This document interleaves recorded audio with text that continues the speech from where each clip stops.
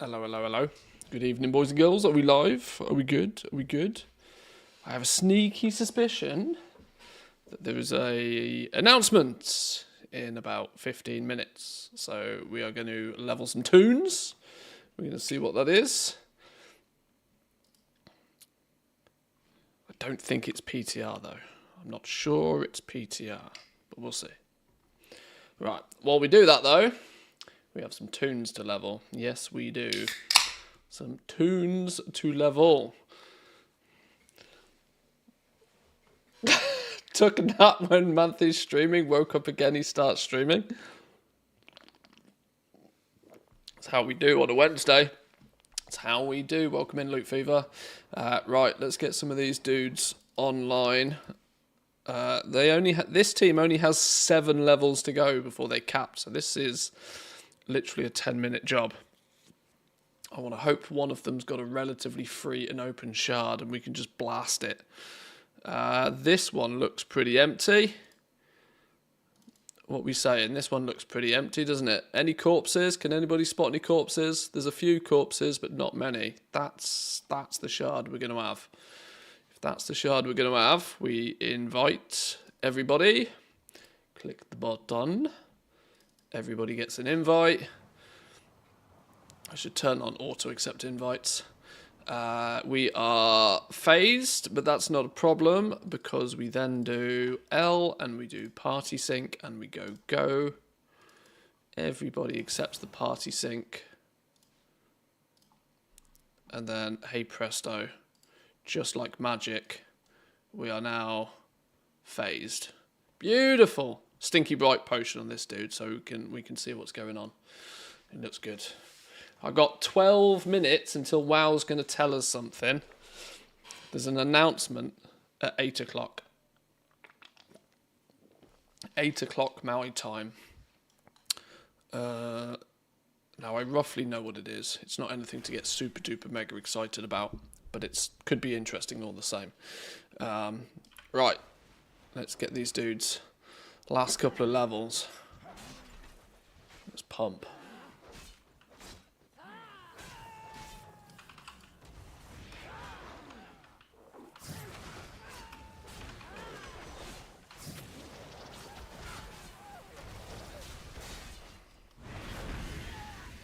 No, why are you not evading?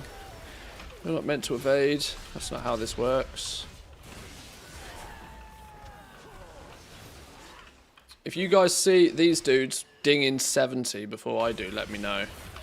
Because when one starts hitting level 70, I need them to be ungrouped so they don't accidentally leave one line at 68 or something silly.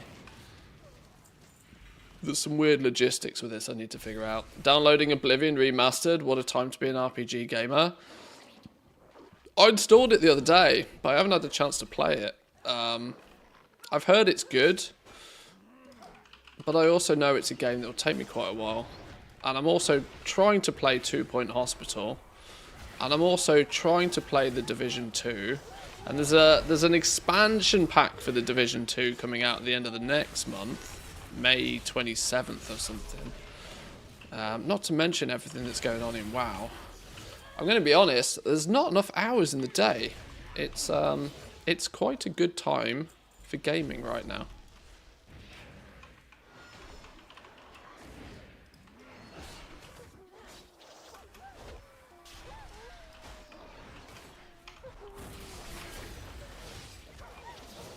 And on top of all of that, I'm really enjoying playing a stupid demon hunter. So they're going to cancel the boost season. Is that what we think? I would keep your eyes on the YouTube channel. That's all I can probably safely say without breaking any rules. Work is interfering with gaming. It does have the habit of doing that, doesn't it? It does have the habit. Will you die already?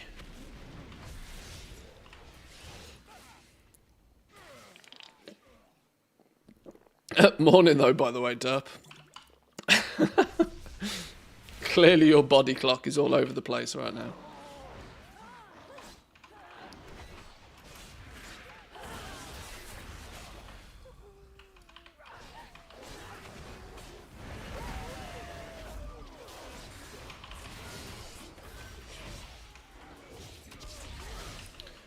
Where are we at? 65.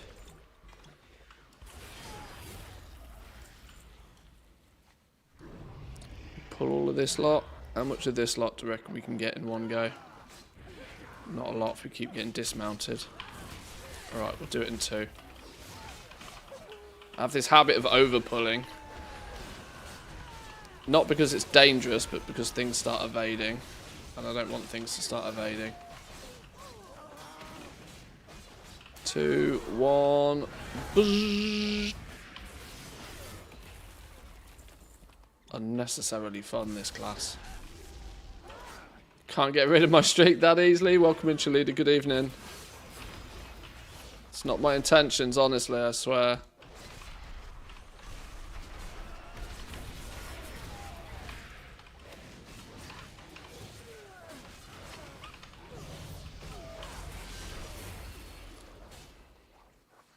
Never did finish the old Oblivion, so it'd be nice to do a remastered version. So, was Elder Scrolls Oblivion like the sequel to Skyrim or something? I don't know how the structure of this lot goes.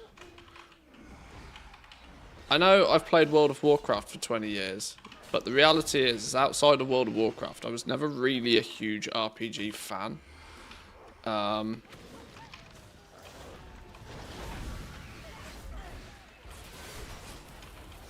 I had some friends that were, but when those games were popping off, dare I say it, I was either playing WoW or I was console gaming, which is, you know, a bit stinky, but it had to be done.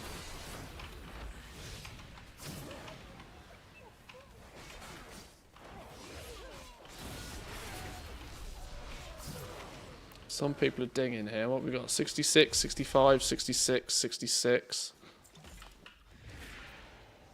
Is this dude?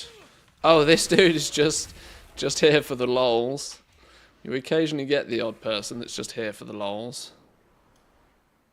Stealing some tags, but that's fine. It is open world content after all.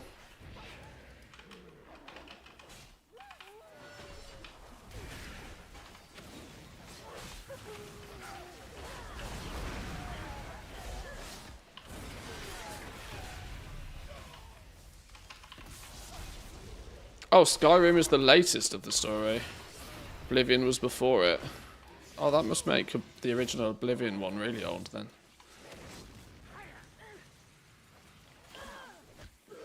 Comp stomp for Conquest isn't worth it.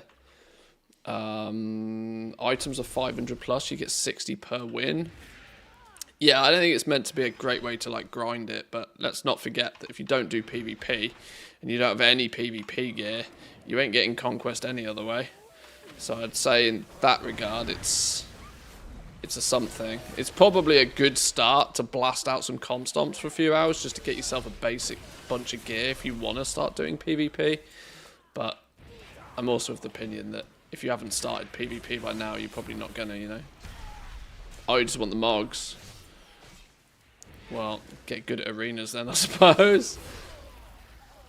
With a Vapor. Almost. Tomorrow. But right back at you.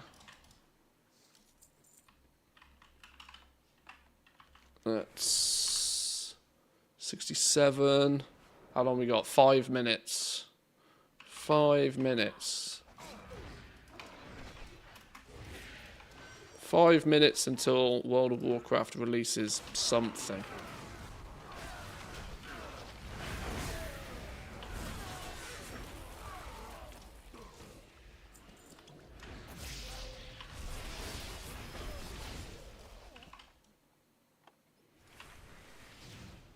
I need a couple of big pulls.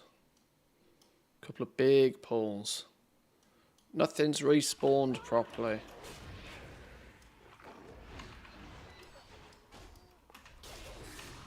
I was forewarned when I started doing this that somebody said that I'm probably going to be too fast and too furious for this zone. And they're not wrong. Even if I'm the only one here, I tend to murder everything before it respawns.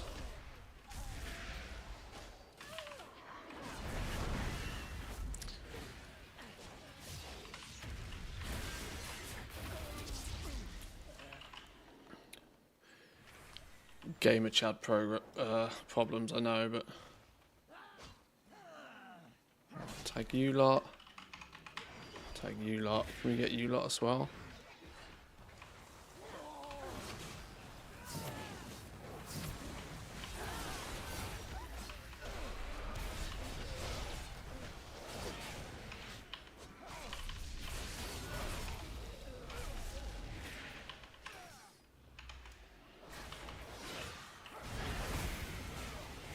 Sorry, little priest man, you'll have to keep yourself alive if you want some free tags.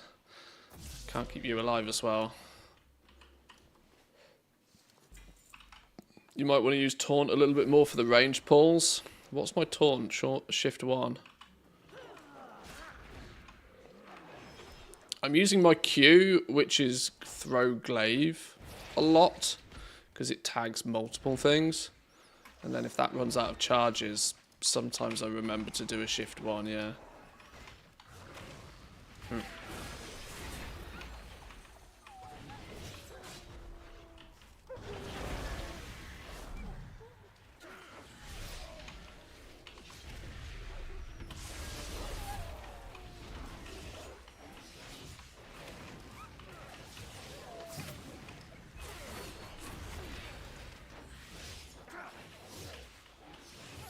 But the zip of this dude is just really fun. Right, 67, 66, 67. So we need a few more. See if we can quickly get a few more.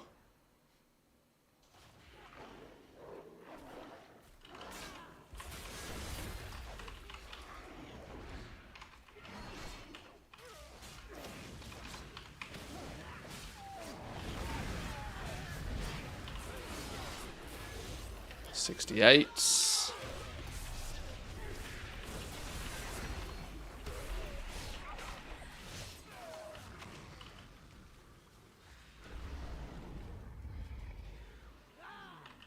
Two minutes. 2 minutes to get 2 levels. Is it possible?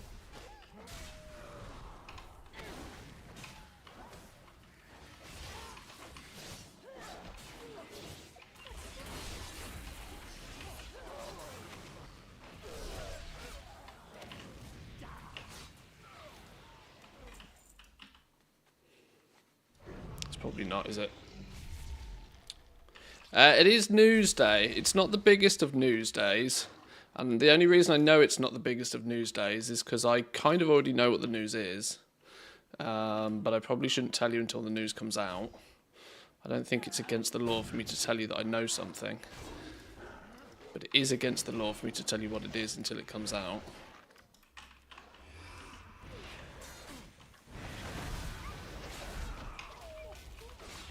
I think Towley's been teasing it all day anyway.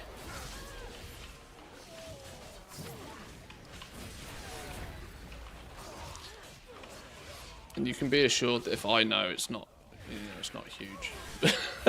But it's something that could be quite impactful overall.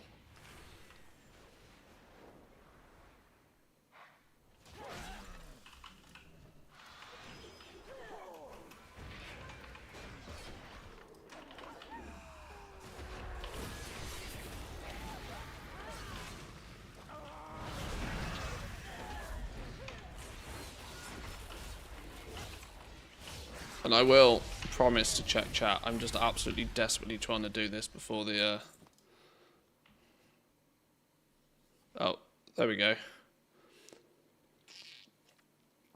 We have a 43-minute WoWcast to watch, boys and girls. How World of Warcraft is improving its UI. With Maximum and Dratnos. Ready for some top tier... live reacts, boys and girls.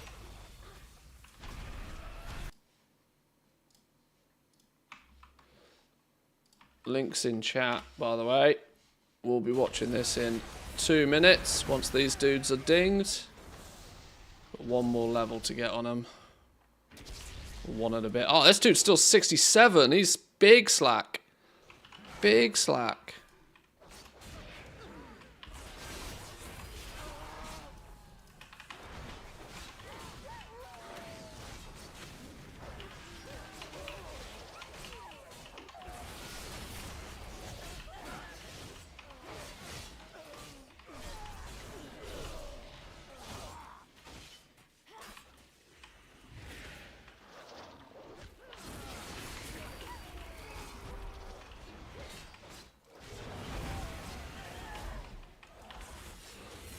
Ready for some clueless UI takes from them too? Well, surely Max, of all people, has probably the most experience with weak auras of literally any other person on the face of the earth, right? But then again, considering Loot Fever, you seem to be the one that probably is able to make half of these weak auras, then it could be interesting.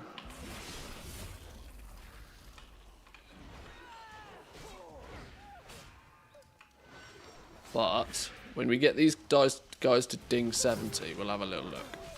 We'll have a little look. Not long now. 69. Giggity.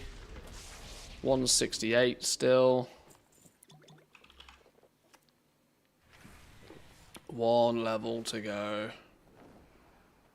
I'm more hoping Dratnos. He's clued up. I like Dratnos. I don't watch a lot of his content, like, on a normal basis, but I do tune into a lot of what he has to say around, like, patch times and stuff when changes and stuff are coming through. I'll give credit where credit's due. He pretty much knows his shit.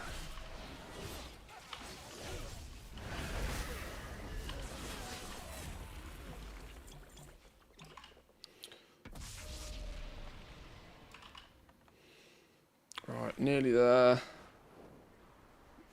See if we can get one big pull with a few elites in it. Well, my glaive is ran out.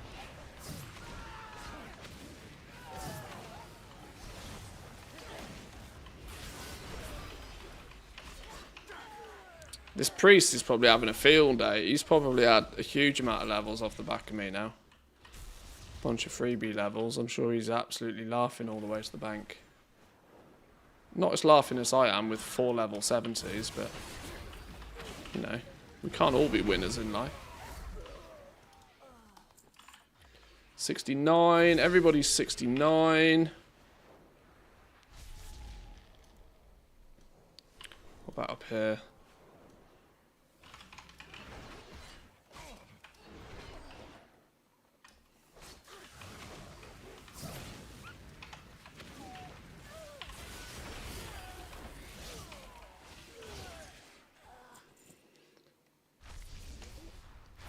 Oh, there we go. One of them's dinged 70. One of them's slacking on EXP for some reason. I don't know what's caused that.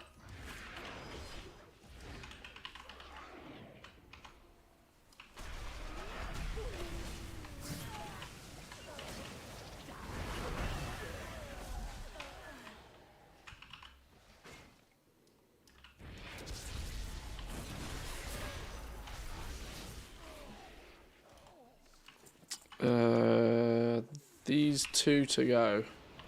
One reasonable pull.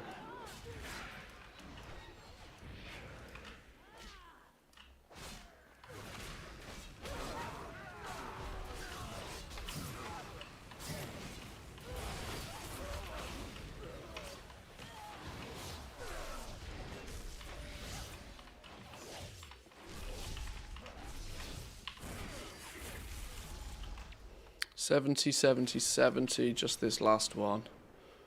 Last one.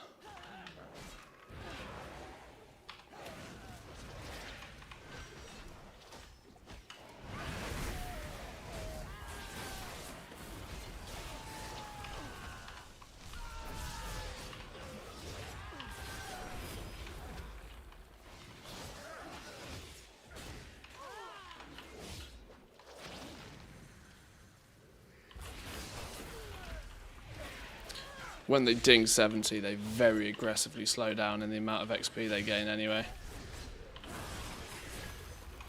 So they should all, even if the XP numbers don't balance out properly, we should get them to all level 70 comfortably at the same time.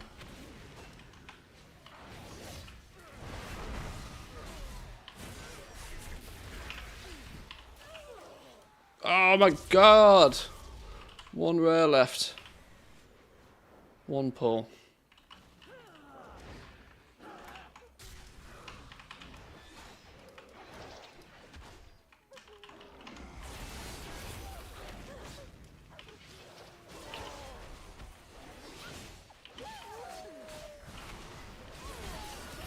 There we go. There we go. The old Cruise 70. Be interested to get a little cheeky slash played on one of them as well, actually, now.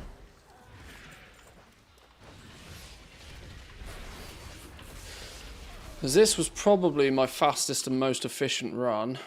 So let's go and have a look, shall we? Did those guys hit level 70? What sort of times are we looking at here? Slash played. 1 hour 57 minutes total time played to level 70. So sub 2 hours. Sub 2 hours, that's obviously time taking to create them, get them here, do the intro quests, all of that sort of business as well.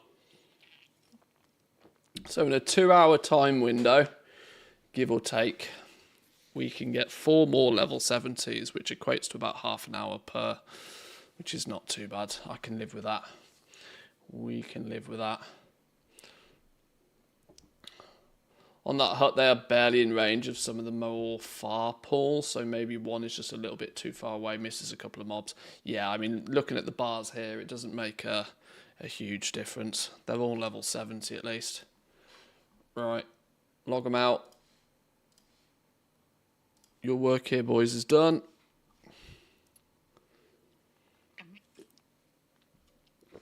And we can get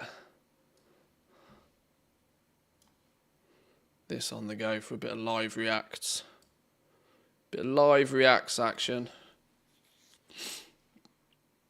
Turn the tunes down. Let's make sure you guys have actually got the audio for this. Otherwise that would be a bit silly, wouldn't it?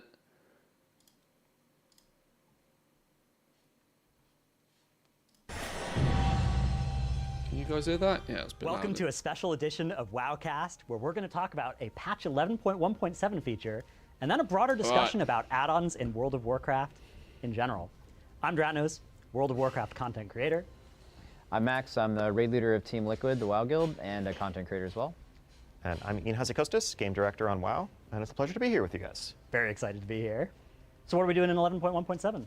A whole bunch of fun. Oh, shit. Getting straight into it. Oh, boy. Okay. Not just about UI. Let's go. Straight in, balls deep. Right, hang on. Oh my god. Oh my god. Ian's starting to look a little Ricky. He's got a little Ricky Gervais on the go here, hasn't he? Oh dear, oh dear.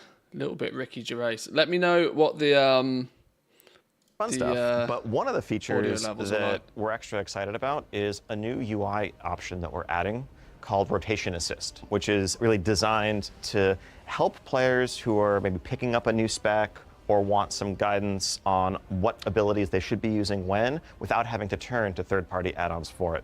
So we've seen the inbuilt Healy that is very popular with a lot of players. Wow. We're basically building in a very similar version of that into the base UI that you can opt into. Straight that yoinking will, no matter what Healy. DPS spec you're playing, highlight the recommended next ability given your current energy, what's going on around you, and so forth. One extra thing that we're also going to do, which maybe goes a bit beyond what the add-ons can do, is also have a one-button version of that, where there'll be like a keybind that if you just want almost an auto rotation, you can opt into that, and it will just automatically cast the next recommended ability in the sequence. There'll be a small GCD penalty associated with that, but we want to make sure that this is for accessibility purposes, that it's there for people who maybe just honestly aren't interested in the gameplay of like mastering their spec.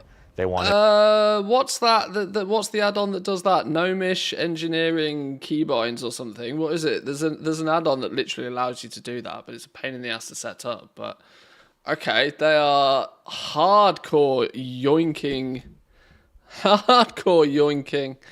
Explore Azeroth Stuff. And experience the story, and Should we go full screen get for in the way this? of that sometimes. This should be for them. Ideally, this is not a tool where someone is like being told by their raid leader to stop trying to DPS manually and just turn on the one button mode to meet some DPS check. That we want to give you the tools to kind of go through that organic progression naturally. Great. But so the rotation assist doesn't come with a penalty or anything like that. That's just we're going to show you what your next button is. Exactly. Right. It's very similar to the Hakili add-on. It's kind of reflecting, just the latest kind of established theory crafting, and it's something that we would we continue to gonna get a update, DPS meter with spec maybe, changes Blizzard? and class changes over time. Ideally, it all's born out of the idea that we've seen a valuable tool that players feel like they should be looking outside the game to download, and we'd rather just reduce the barriers to that and make it available to everyone. Okay, yeah, because there's two parts of it, right? Like the advanced is, I want to really go into this, is the one button thing, but that's not necessarily everyone that's going to use this. Like I think this game, especially new players getting into it, it can be, there's a lot going on within a particular class, and you can be a little lost trying to figure out exactly what Defending your class is. race So to even just world using it as first like champions. as a guide to start learning your class and move off of it eventually, but just having a base understanding of what actually should I be doing at a base level of this. That's really exactly the motivation on our end. I mean, especially with warbands and War Within, we see lots and lots more alts, and leveling is pretty quick. You got a bunch of warbound until equipped gear that you're passing over to a new character, and just jumping into their full rotation. We've never played the spec seriously before, can be a pretty serious undertaking.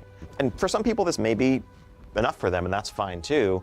But we recognize that there's so much, WoW has such a high skill ceiling that just recommending what the next ability isn't going to really remove that or fully solve that. There's still the muscle memory that you need to form, and then all of the nuances of You we got might have a recommendation still. for a rotation that makes Muscle sense if memory you're is fighting a big. target dummy, you're fighting patchwork. But when you need to plan around the fact that you're going to have to move in 4 seconds, that's a whole different layer of skill that still rests with players. Yeah, I know when I'm trying to play a new spec for the first time or haven't played it in years, it often feels like I've got a 30-minute checklist of, okay, I got to set up my keybinds, got to make sure, oh, this ability's changed since 2 expansions ago, I got to rebind that. And then I got to go and read some guides and figure out how all my new rotation works, and oh, here's how the new set bonus works. So I could see it being really nice to just have this is a way to jump into some content to do with your friends and have it work out nice and I easily. didn't realize this One thing guild that, is called that jumps out to Pop-Tart me is that a Corn lot Dog. of the content I'd want to do would be delves or keys. And in either of those cases, there's a lot of AoE. Yeah. Is this going to have are we going to detect whether we're fighting 3 targets, 5 targets, and is it going to cast my Arcane Explosion instead of my Arcane Blast, or is it just always going to be a single target? It's not just single target. All There, right. there is, some sense of, how many enemies are within your range, in front of you, Okay. et cetera, and so that will affect the recommendations. Again, the goal is not optimal. The goal is not this is going to, okay, everyone's always going to get perfect parses and so forth going forward. But as a baseline, this should be, it should be useful the same way that many, many people find Hakili useful today. And it really, a lot of this building on the foundations of the cooldown manager that just came out in 11.1.5 kind of reflects us hearing people in the community. How do we think this equates to classes that don't necessarily have pure natural rotations? Classes that have more, because Hakili only really works well on some classes. On some classes, it's basically dog doo-doo because you have priority systems and you might it just doesn't work very well on some classes. Luckily, I play BM Hunter, and so it's an absolute giggle fiesta. You just press the button it says, and you do well, or at least you do mid. But okay, the fact that they've stolen, they're integrating cooldowns, they're integrating a rotation helper.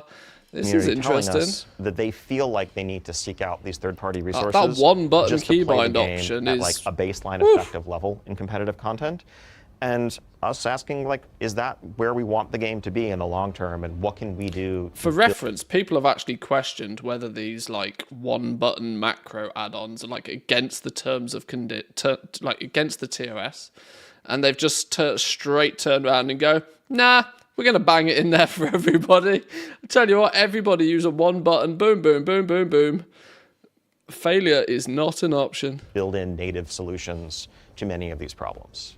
Like the base construct of it, there is this will help you learn what you're supposed to do if you are new. And then there is hey, I don't want to be the best player at this game. That's totally fine. I play it for a different reason. I want to collect things. I want to understand the story. I want to quest. I want to level, right? And I don't want to feel like I can go into any content and I just don't really know what I'm doing. I feel anxious about that. You have the ability to just be okay, well, at least Blizzard's got me. I can have something at a base level where I can press one button and just kind of hang out and play the game. I have one question about the actual rotational thing. So is that going to like change with talents? So like, let's say, is it going to work off the base talent build, or let's say you select a talent that now moves a AoE button into your single target rotation? Is it going to be smart enough or planned to be smart enough to incorporate a bunch of different potential talent builds?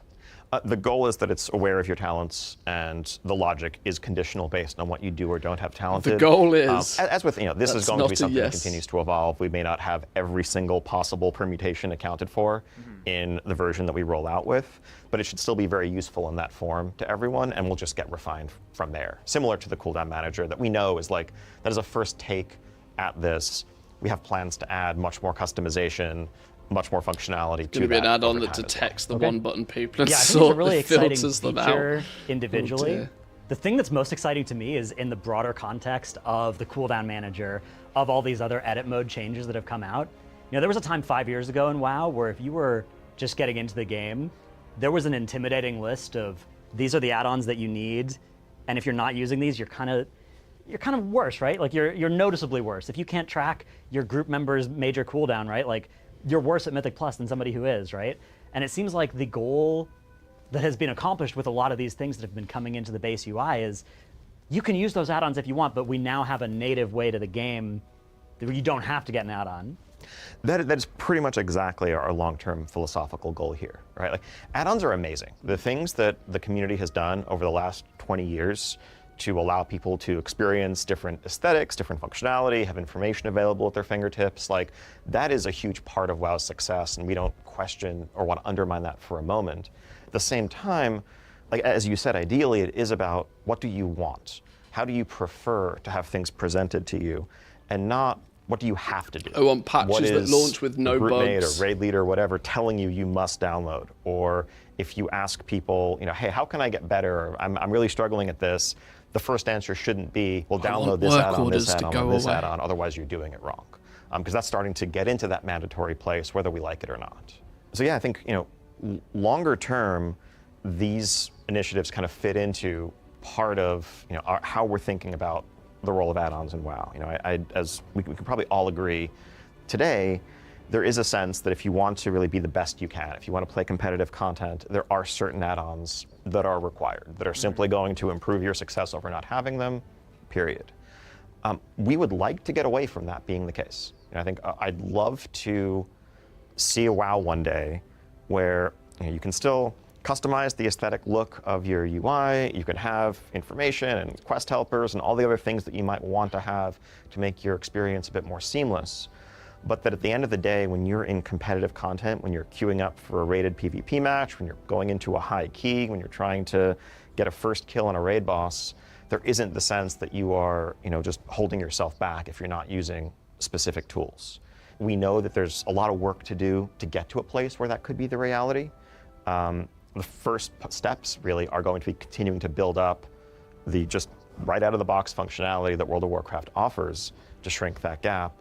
But at the same time, I think we're aware that at the very end of this process, we probably are going to have to rein in some of the functionality that add-ons currently have to do like real-time in-combat problem solving specifically, where it's like automating coordination, communication in ways that are always going to be better than anything the UI can natively provide you, as long How as they can remain you awesome. say weak auras so that without moves us saying into, weak like, auras? raid bosses where I don't want to name any names, but there are people who have optimized a little bit of their own fun out of the game sometimes.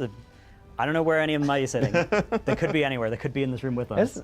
Hey man, I am the number one. Let's just YOLO this. Let's just do the fight. Let's make it work. And then sometimes it gets to let's try to make something that could be 95% successful, 100 or 99, right? And there's a lot of frustration with the tech involved with that. I would definitely be. I think a lot of the rating community would be pretty for that.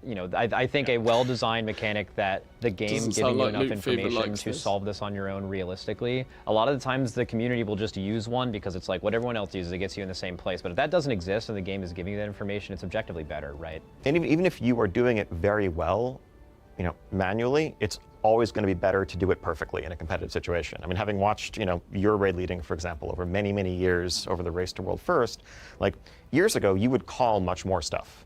verbally. Very like true. going back to Yeah. Legion, BFA era, whereas nowadays it seems like if there is something you're calling repeatedly on attempts, the first thing you're doing is asking if, hey, to can automate it. we automate this and get me out of the We business of weak or talking, the fuck which out of this. seems like it might be less enjoyable for you as a raid leader. Yeah. Oh, I mean, if we're talking about that, I could talk all day Sure. about that. Yeah. No. I mean, I felt like you certainly had more of an impact when you had the ability to, influence the fight more. But the reality is just getting some way to automate it for your players is just better. It is funny. Like when I do that now, I think, what else can I be doing with my time? I could be like looking at other ways to optimize, and it's purely for the sake of getting better. So yeah, for my own enjoyment, yeah, that's sweet. Let's do that. Out of curiosity, are there any more than the top 2 guilds that have like truly dedicated sit on the side raid leaders? Nearly always it's like people who are actually playing the game as well.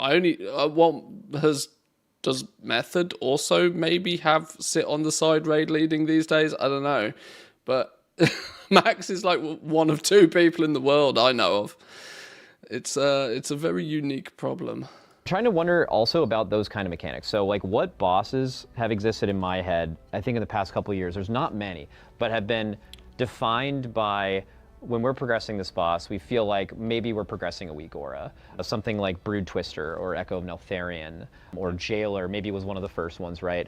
And those mechanics, I feel like, could not have been done or probably would have been nerfed without weak auras or having that effectiveness of that reduced. What do you do as a fight designer now? Do you I know you're obviously like really passionate about raiding. You've raided for a really long time. What do you have to avoid those kind of assignment mechanics? Are there things in game you can use to like naturally sort out those things? Like, do you give more time for the mechanics? Like do you have to stray away from assignments in general because the community has just, whether you like it or not, has like trained themselves to have something solve that for them? Do you have to like go back into like a more simple version of that? Do you find other ways to make fights difficult? There's obviously a bunch of ways to do that. The way we design encounters has been influenced in significant ways by the way players use add-ons. I know, the community sometimes speculates that, this was built clearly to require an add-on. I can say that's never the case. No encounter designer is ever sitting around saying, all right, we're going to make this mechanic, and then players will write this weak aura to solve it this way. All right, mission accomplished, let's ship the boss. But when we're thinking about the overall pacing of a fight, the tuning, we might get feedback on a fight that it feels like there isn't enough going on, when in actuality, there are 4 or 5 mechanics going on, but add-ons are largely compartmentalizing and making it so that most players don't have to think about them most of the time. And then players give us feedback that, hey, this fight felt a little bit slow, like I was just punching the boss for 3 minutes. And so then maybe we add another mechanic in the next iteration of that or a similar encounter. We get to a higher overall complexity space where, there's just, you look at the dungeon journal and you're scrolling and scrolling and scrolling, and maybe half of it doesn't even matter because add-ons are going to handle it for you. I think that's not a great place for things to land. It also definitely ties our hands in some ways. Like, I think we do fewer coordination mechanics than we used to. Like, there used to be, like, if you look at old school WoW days, there were encounters where, like, the primary challenge for your raid was by design coordinating some rotation. And the execution beyond that wasn't super complicated, but making sure that this thing stayed soaked or that, you were rotating people through with their debuff or whatever, that became a big part of the fight's challenge. Now we know ultimately that that can never be the thing that we lean on for challenge because it's going to be solved, and it's not going to be solved through what we think of as the more just interesting MMOE like communication, cooperation, figuring out systems for having these things work in a way that feels collective. They could see, this is the difference, right? They can have that stuff, but by the time you push the difficulty up to Mythic, you need to just add stuff on top of that, right? The basic versions of the fights, the normal modes, the heroic modes, need to have the basic stuff that, sure, okay, add-ons are going to pretty much nullify most of this. But then when you get to Mythic, you can have extra on top of that then makes it stand out as a Mythic fight, something that an add-on isn't just going to be able to basically play for you. So I don't think they should build around it too much. Collaborative. It's going to be downloading the weak aura pack, setting it up appropriately, maybe having 3 or 4 frustrating wipes because there was a typo in the configuration. You just got the Sky Razor, nice one. That's not GG. what I think anyone really wants raiding to be. And so we move away from making those mechanics as much and lean more on things that add-ons can't solve for you, like moving out of a swirly under your feet with only a little bit of time to respond. I don't think it's a coincidence that more and more of our fights have those sorts of just like twitch reaction, avoidance mechanics. Whereas that used to be one type of fight that we did. The design space is definitely constrained. World of Warcraft by the is knowledge literally that, don't if we stand in the lean on fire it too heavily, simulator. it's just going to get trivialized. It always has Some been. of my favorite WoW raid boss memories are bosses like Mythic Unat, Mythic Anduin. You know, you have to spread out and then you get these marks and you have to go to the right places. And there used to be definitely a library of mechanics like that where you would get them and then you'd have to think and you'd have to have like a system and you'd have to have 20 players sort of coordinate and become one team that does a mechanic like that. And the fact now that add-ons take on much of that job of coordinating us, I think that almost all the Mythic Raiders I know would be delighted to move back to a world where we did that in our brains, right? But in Dragonflight, we saw a little bit of an attempt to make that happen, right, with the private aura system. And what ended up happening was we still had the weak aura, but now we also have a macro that we need to press, and then the weak aura will assign us the same thing. So I'm a little bit worried about how's the arms race between the, you know, the weak aura devs trying to come up with a new way around the restriction that we're putting in. Is this just a further escalation in that? Hopefully not. I think our goal here is kind of disarmament and definitely not further escalation. I think we understand that if we, you know, we're not going to try more. Maybe I should rock the targeted Como things like that are going to encourage workarounds, and it just ends up with this back and forth. Because yeah, if there is a way to solve a complex mechanic, but you have to jump through a couple of more hoops to do so, you'll do that, and then just be more annoyed by the process. Our goal is to try to, you know, get out of that space entirely, and so I think down the line eventually, what you can comb over? You know, so some broader restrictions on hair or specifically what information add-ons have access to about combat events in real time. At the same time, we know that that's not a thing that we could just do right now without providing a lot more on our end, both in terms of, you know, just UI type functionality, but also looking at how we're designing some encounters, how some of our classes work. You know, I think there are tons of add-ons that are healthy and valuable and really important to how players play the game that do rely on that flow of information. Everything from something as simple as damage meters to, like, you know, honestly, something as simple as damage meters that are still not natively in the game after 20 years. boss time, like ability timelines, like the DBM style, like when is this next ability going to fire that people have basically been raiding with forever. That's not the like computational weak auras. That's just, hey, this ability is going to happen in 15 seconds. Like we want to build in our own version of that. Like I think like down the line, we'd love to see a place where there is a boss timeline as just part of the encounter UI. And that's not something you need an add-on for. And that way we can hopefully eventually get to a point where we're really just cutting out the weak aura that solves the mechanic for you, but not the informational stuff that you feel like, that really feels like the game should have been telling you all along, where add-ons are, admittedly, you know, kind of filling in some gaps there. Okay, so coming in 11.1.7, we're going to have the rotation helper, those two options. What of the rest of this initiative, is any of the rest of this in 11.1.7, or are we just starting the conversation now? I think there's a lot of stuff that we're working on. I think, yeah, we've seen the cooldown manager and then the rotation assist coming. I think down the line, it's some of the stuff that I touched on. I don't have specific patch dates right now, but we are looking at damage meters. We're looking at nameplate improvements. Okay, we are looking finally. at, you know, like a raid encounter information presentation that shows you timeline of boss abilities coming up. Things in that general space. You know, I think we're looking at all the places where players say right now, you need this weak aura, you need this add-on to, you know, be competitive, and asking ourselves, like, how do we change our game to make that not the case? And some of that's going to be add-on functionality, or UI functionality. Other aspects are going to be looking at how we're building some encounters or how some class mechanics work. Like, I think it's super fair to, you know, point at some specs, like let's say Outlaw Rogue, who I know are, you know, easy one to pick on in some of these ways, and ask, like, how is anyone really supposed to execute this perfectly with the base UI? Almost any time we're tracking like stacks of a buff, and you need to make a decision where it's like, if you're between 4 and 7 stacks, you should do this, otherwise don't. Those are not reasonable tests for us to be posing to our players without providing them the information to do it correctly. And so we need to either provide the information, simplify the mechanic, or both. There are a lot of players who love the Genuinely version of a good Outlaw Rogue answer, that though. has existed over the past few years. So I think there's always some fear when this discussion starts up of, is the answer going to be to simplify everything? And I think it's really exciting to hear instead that the answer is, okay, we'll maybe simplify some of these huge outliers, but we're going to bring in the functionality that makes it so that instead of needing to download a WeakAura to solve this, right, instead of needing to have a complicated assistant tell you, now you're supposed to press this button, now you're supposed to press this button, instead we're going to provide that information in a more clear way than looking at the top right of your screen to see your buffs and trying to catch the rotation buff between all the other 20 that are changing in combat. That's definitely the goal. I think we want World of Warcraft to be as approachable as possible, but we also love that the skill ceiling in the game is as incredibly high as it is. That allows for tons of differentiation and self-expression and accomplishment. But I think, a lot of, at its core, a lot of skill in WoW, I think, boils down to multitasking ability. And like even just, you might be able to do amazing damage just testing it against a target dummy. Very different world when you're also in an encounter and need to do 3 mechanics at the same time. And we maximum skill. Tunnel visioning DPS are a meme for a reason, right? They're just focused on their rotation, and whoops, they just messed up the encounter mechanic, or vice versa. Someone who is good at mechanics, but their DPS goes off a cliff.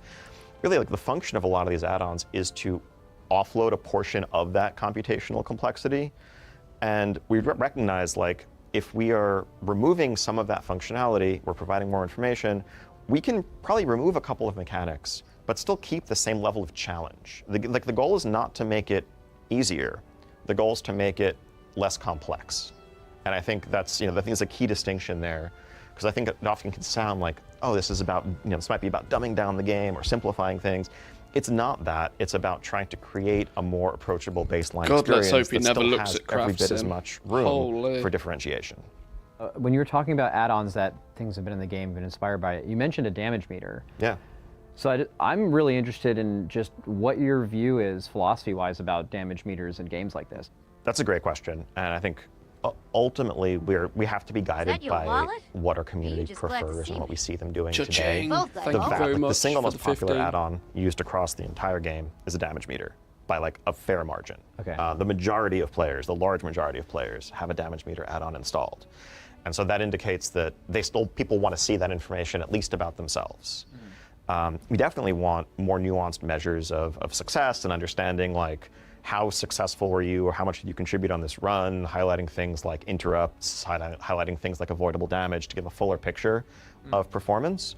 But at the end of the day, I think for someone who's trying a new spec, trying a new talent build, getting a new trinket, and they want to see like how did this affect my performance compared to the last run, that's an important piece of information to have. And so I think we know that in any world where we were going to limit some of the ability of add-ons to, like, again, do that real-time combat event tracking, we would need to provide a damage meter solution of our own. And I think one of the exciting things is, I think if we're doing that on our end, we can also have it be server authoritative, so you're not worried about like who's in a different combat phase, who's out of range, or whatever. Yeah. It could just be like, this is official and going to be accurate all the time. We were obviously mostly thinking about Mythic Raid when our brains go to how augmentation, things, Org Evoker. The overwhelming majority of players are in heroic raids, normal raids, raid finder raids, doing Mythic Plus dungeons, right? When we're talking about making these changes to what WeakAuras can do, is there an appetite for changing how heroic and normal raids function as well? Like, do we see these problems in there as well for what add-ons can do and how they solve things? Absolutely. I mean, I think it all trickles down, right? I mean, I think maybe even a larger percentage of players doing Mythic Raid might use specific WeakAura packs than, let's say, normal. But those add-ons are used by the majority of players right now, and certainly other, boss mods are as well. And I think a lot of it just comes down to, what are the coordination challenges that we're presenting? If there's something that everyone is relying on a tool right now to assist with, we would have to change it to still keep it the same level of challenging, but without that same automation assistance. And that can take many forms. It can be there's one or two fewer things to soak. You have an extra couple of seconds to like actually spread out on the fly. It's a pretty common mechanic of like, all right, 3 people get a debuff and they just have to like run out in different directions from each other. People have been just kind of playing the game and doing those for years and years. But of course, if you can if the time you're given to react is so tight that you can't afford to do that, then people do gravitate towards, all right, we're going to put diamond, circle, and triangle on the ground. Everyone's going to get an auto-assigned marker, and you just know, like, I'm going to run to my marker to guarantee that it's executed correctly. I think it's a bit more interesting if we give you a couple of seconds so that you can look around and make sure you're not running in the same direction, and then do the exact same thing. I mean, at the end of the day, raiding in particular, but group PvE, group PvP too. Like in an MMO, a huge portion of, I think, the fun of it is just coordination, communication, feeling like everyone's working together to overcome some challenge in front of them. And I think getting back into a space where there's room for more of that organic collaboration, as opposed to it just being like regimented and solved by an external tool, I think like will open up a lot of design avenues for the game going forward. Throughout the last couple years, especially in Mythic Plus, that had been ramping in complexity, you've seen, and actually if you can go back, like you can see the amount of things that people have in their UI to help them know that something's happening. So like back in Power Auras, it was, there was just some giant, some giant face on your screen would pop up, and that meant that something procced. And then it's gotten more, refined. And now, even in the last, it's been ramping talking in the about past couple Power years, Auras. That's like going back as far as quick auctions for goblins. Hang on, 2 seconds.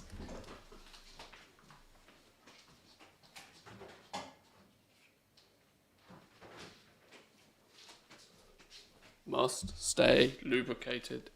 Must stay lubricated. See, like, you listen to someone's POV who's doing High Mythic Plus right now, you're gonna hear AoE, dodge, frontal, circle. Yep. Like, it's just every bit of audio aid they've used to, it's in the idea of being optimal, it's not required. And especially this patch, I think Mythic Plus complexity has actually gone down as an intentional design point, it seems at least. I think you might have made a post about that. Lubricated. So that stuff is less required, but people have like kind of already baked that in the UI. Is that something that you're looking to either have an ability to have that in the game, or is that something you don't want to have happen, where it's more like you're organically doing mechanics because you see them, or are you okay with all of the audio and visual aids that exist currently within add-ons? I think the answer is mixed there. I think like audio prompts are something that are super valuable to people. That's something we want to continue to add support for on our end as well. Like we know feedback we've gotten around the 11.1.5 cooldown manager would be that many people would appreciate being able to have audio prompts tied to certain things or procs firing, and that's something that they would miss about weak auras. We want to make sure that we're offering that kind of thing as well. Beyond that, I think a lot of what we've seen is frankly us not doing a sufficiently good job of telegraphing the importance of certain mechanics and their impact, and players needing to come up with solutions for them externally. Ideally, there's a concept that we call affordance, which is basically just how well is something telegraphed, how intuitive is it with visual presentation, and ideally, the affordance of a mechanic should match its impact. And sometimes, if you have a random mob in a dungeon pack that has a frontal that will just delete you if you're not getting out of the way of it, and it's just one thing going on among a half dozen other things, why? And why? Like, how could we call that out better with visuals, with a longer cast time, with how we're creating the pack in the first place? And that's just one example of one of the areas in which we know we can do better. Something else we've talked about on the UI front is we would want the ability to, on our end, flag mob casts in Mythic Plus as like lethal, as like this should be a high priority interrupt, because we know players are going to basically look to solve that anyway.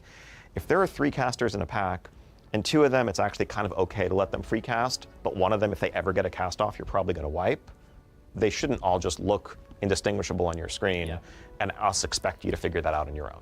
They did that in season 1, right? Wasn't there like a couple casts or like super giga you die death volley or something? Yeah. And they had this big Super giga you die. Casters where they hunker down, there's green glowy stuff around them, and they're casting a volley, and you're like, all right, I gotta kick that. You could be playing WoW for 2 days, and you're like, That's not happening. That can't happen. Yes. But I'm looking forward to an M+ then, where if we're talking about maybe taking away my ability to air horn myself on a certain cast, something like that, if instead I have to be now looking at a mob and there is a sort of a visual language that I can come to expect, like if the mob is hunkering down and it's got particle effects around it, that means I gotta kick it. I think that would be more fun for everybody as well, rather than having the air horn. Until you have to put your graphic settings on 1 to even get a reasonable frame rate, and then you don't get particle effects. Nope. You dead. Be the solution. Definitely. That is entirely our hope, right? I think, and to be super clear, I think we see the taking away part, the restricting functionality, as the end of this long road. I think we know, we want to make it very clear, we're not sitting here being like, all right, we want you to play the game the way we intended, and we're going to take away your tools. We just want to bridge that gap. And we have a lot of work to do on our end to keep building up more improvements, more functionality. And it's not just the UI. The VFX changes that you mentioned are a part of that overall effort of us asking, what are the places where players feel like they need add-ons to succeed? Why is that the case? And when it's like, it's not clear when you're standing in something, and so I need, GTFO or some other, sound effect to let me know that I'm standing in something lethal, it should be obvious. Let's fix that on our end. And we know we want to keep chipping away at those things and hopefully eventually get to a point where really the only difference between what we are offering and what powerful add-ons can do is that small subset of like computational problem solving stuff, at which point we can move forward. So throughout the evolution of private auras, we've seen, Move initially forward when they with came out, they were like kind of, denying a lot of these friction was add-ons. involved, and then I think they were done really, really well in a couple of cases, starting in Amir Drasil, where they were a mechanic like P1 Fire Act. You had the circles you had to quickly spread out for. They were pretty fast, but they were too fast to use a macro for it, and it basically forced the players into something they would have used a weak aura for, to just do the mechanic normally. And like, are there lessons you've learned there of like, this is actually how we can design mechanics or kind of assignment things going forward? And then also, is this, if done successfully, would this also remove private auras as what would have been, I guess, kind of a temporary solution to the weak aura problem? Yeah, we've definitely learned a lot from how private auras have rolled out. Certainly we How understand does that Max if we're ever do that using it thing on with his something fingers? This that is private auras have rolled out. Very solution to the how weak does aura Max problem. do that with his fingers? What would have been, I guess, kind of a temporary solution to the weak aura problem? Yeah, we've definitely learned Wow. a lot from how private auras have rolled out. Certainly we understand that if we're ever using it on something that like is on a long enough time frame that macros are going to let you solve it and it's punishing enough to not solve it, all we're doing is creating an extra annoying hoop to jump through. Subliminal And we like messages. hotfixed off the private aura designation from some of those Sign back in up Amir to Drasil, and we've limit let that shape liquid, how and where whatever. we use or don't use it going forward. And so yeah, I think examples like the Furak mechanic that you mentioned are ones where like when we know that everyone is on a level playing field, everyone just has to play the game, play the mechanic. We can tune it accordingly so that it's hard but doable. We'd like to be able to do more of that for sure. Yeah, I see the Fire Act first intermission, which was a private aura and then had to get hotfixed off of the private aura, as sort of a cautionary tale for if there's a mechanic that is only doable with the weak aura assignments, and then we take away that without giving an adequate replacement, then it's worse than doing nothing at all. What would a mechanic like that look like in a world where we don't have a computational solution to it, right? Would it be slower and fewer sets of like lower damage numbers on these things? I think probably a bit of all of that. There's multiple knobs there. There's, on Mythic we might default to like everyone just in called them today's world. multiple Everyone in knobs. the raid has to participate in dear. this, and there's enough things to be soaked that if anyone isn't I'm in a doing it, room it's not with going to multiple work knobs. out. Versus maybe shifting to a world where there's a little bit more slush, things are a little bit slower, there's a little bit more time to react, to get into place organically based on which buff you were assigned. Stuff like that. That at the end of the day, our goal here is to preserve challenge, and we know that we'd have to design encounters differently in some cases to deliver roughly the same level of challenge in terms of how many pull counts it takes, just what progression looks like, while living in a different mechanical world. And I know that when we talk about restricting any kind of add-on functionality, many players very rightly, kind of reflexively say or ask, well, how am I supposed to do this boss in this tier without my weak aura? That would be impossible.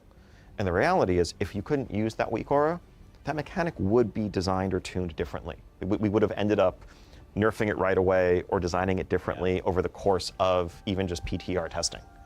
And so that's like any future design in this space will have to be built from the ground up with that in mind. And I think it's making it a little bit more forgiving in a way that makes the challenge human rather than superhuman, as it often is when we're looking at like cutting edge mythic tuned things. Because you guys are really good at the game, as it turns out, and we want to make a boss that is going to pose a challenge and is going to take you dozens of attempts, let alone 100 plus to beat. We do have to take into account the fact that not just you, but every Mythic raid guild that's going to follow in your footsteps are going to be using these tools. And at the end of the day, I think players do want challenging bosses. That if we just tuned the boss around none of those things, players used all those tools, and they went in and like a late Mythic boss was dying in a single night for like a cutting edge guild, rank 500 or whatever, that probably doesn't match what they're looking to get out of Mythic raiding. In my estimation. And so like our goal is to keep the same overall level of challenge while paring down the complexity a little bit. even if you look at the history of bosses this would have affected, you actually, even looking at Mythic Plus, something where the complexity has gone down from pack to pack in this patch, but the reality is you can still find challenge in it because it's infinitely scaling, and there you will get to a point where it's doing too much damage to you, or the amount of damage you need to do is too high. There's been Mythic bosses that have been simple mechanically, but have been unbelievably difficult, and that's been true all the way down the guild ranks. It's not something that's just nerfed by gear, like Sludge Fist, Kaiveza, where you've created really intricate problems to solve where weak auras basically didn't matter. Halandris, you actually put a bomb timer very clearly in the game around the bomb. You did not need a weak aura for one of the hardest bosses ever, right?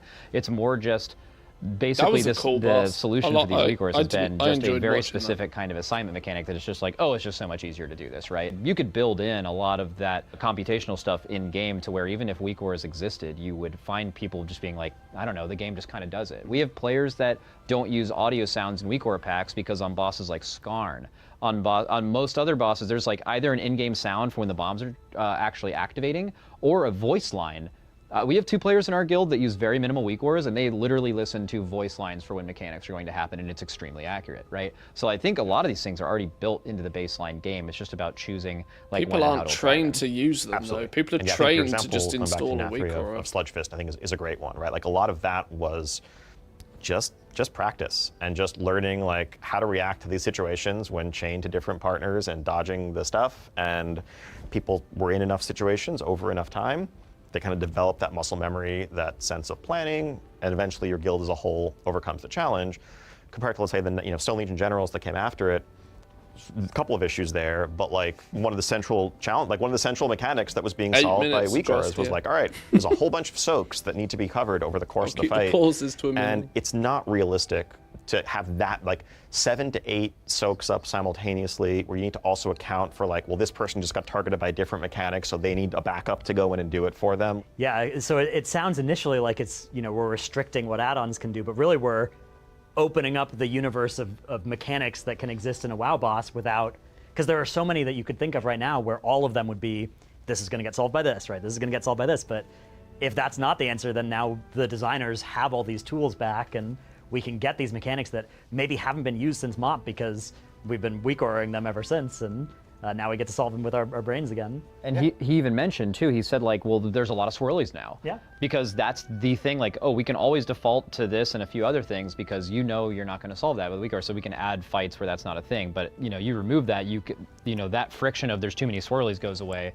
And I think there's assignment, like doing a lot of these assignment bosses without a weak aura that could work would be like really fun. Like it's fun to do that. It's fun when you have 5 people that need to soak something, like the last phase of Gallywix. There's a frontal on a side of a room and 2 people die, and right now weak aura is just like, okay, well then we're gonna assign backup. So these 2 people get a big green thing on their screen, go soak that. That is something where that fight is spread out enough where you could actually communicate that. We need 2 people on the right to back up because 2 soakers are dead. Who can do it? This person says something, this person says something. Now obviously you're not gonna have that kind of communication like heroic and normal, maybe it won't be in comms, whatever, but in Mythic, that's perfectly reasonable, right? A lot of the things, like we could probably count honestly on 1, maybe 2 hands over the last like 4 or 5 years how many bosses would you meaningfully would have to have a mechanic change, but they are very impactful, very memorable, and they have been purely defined by that.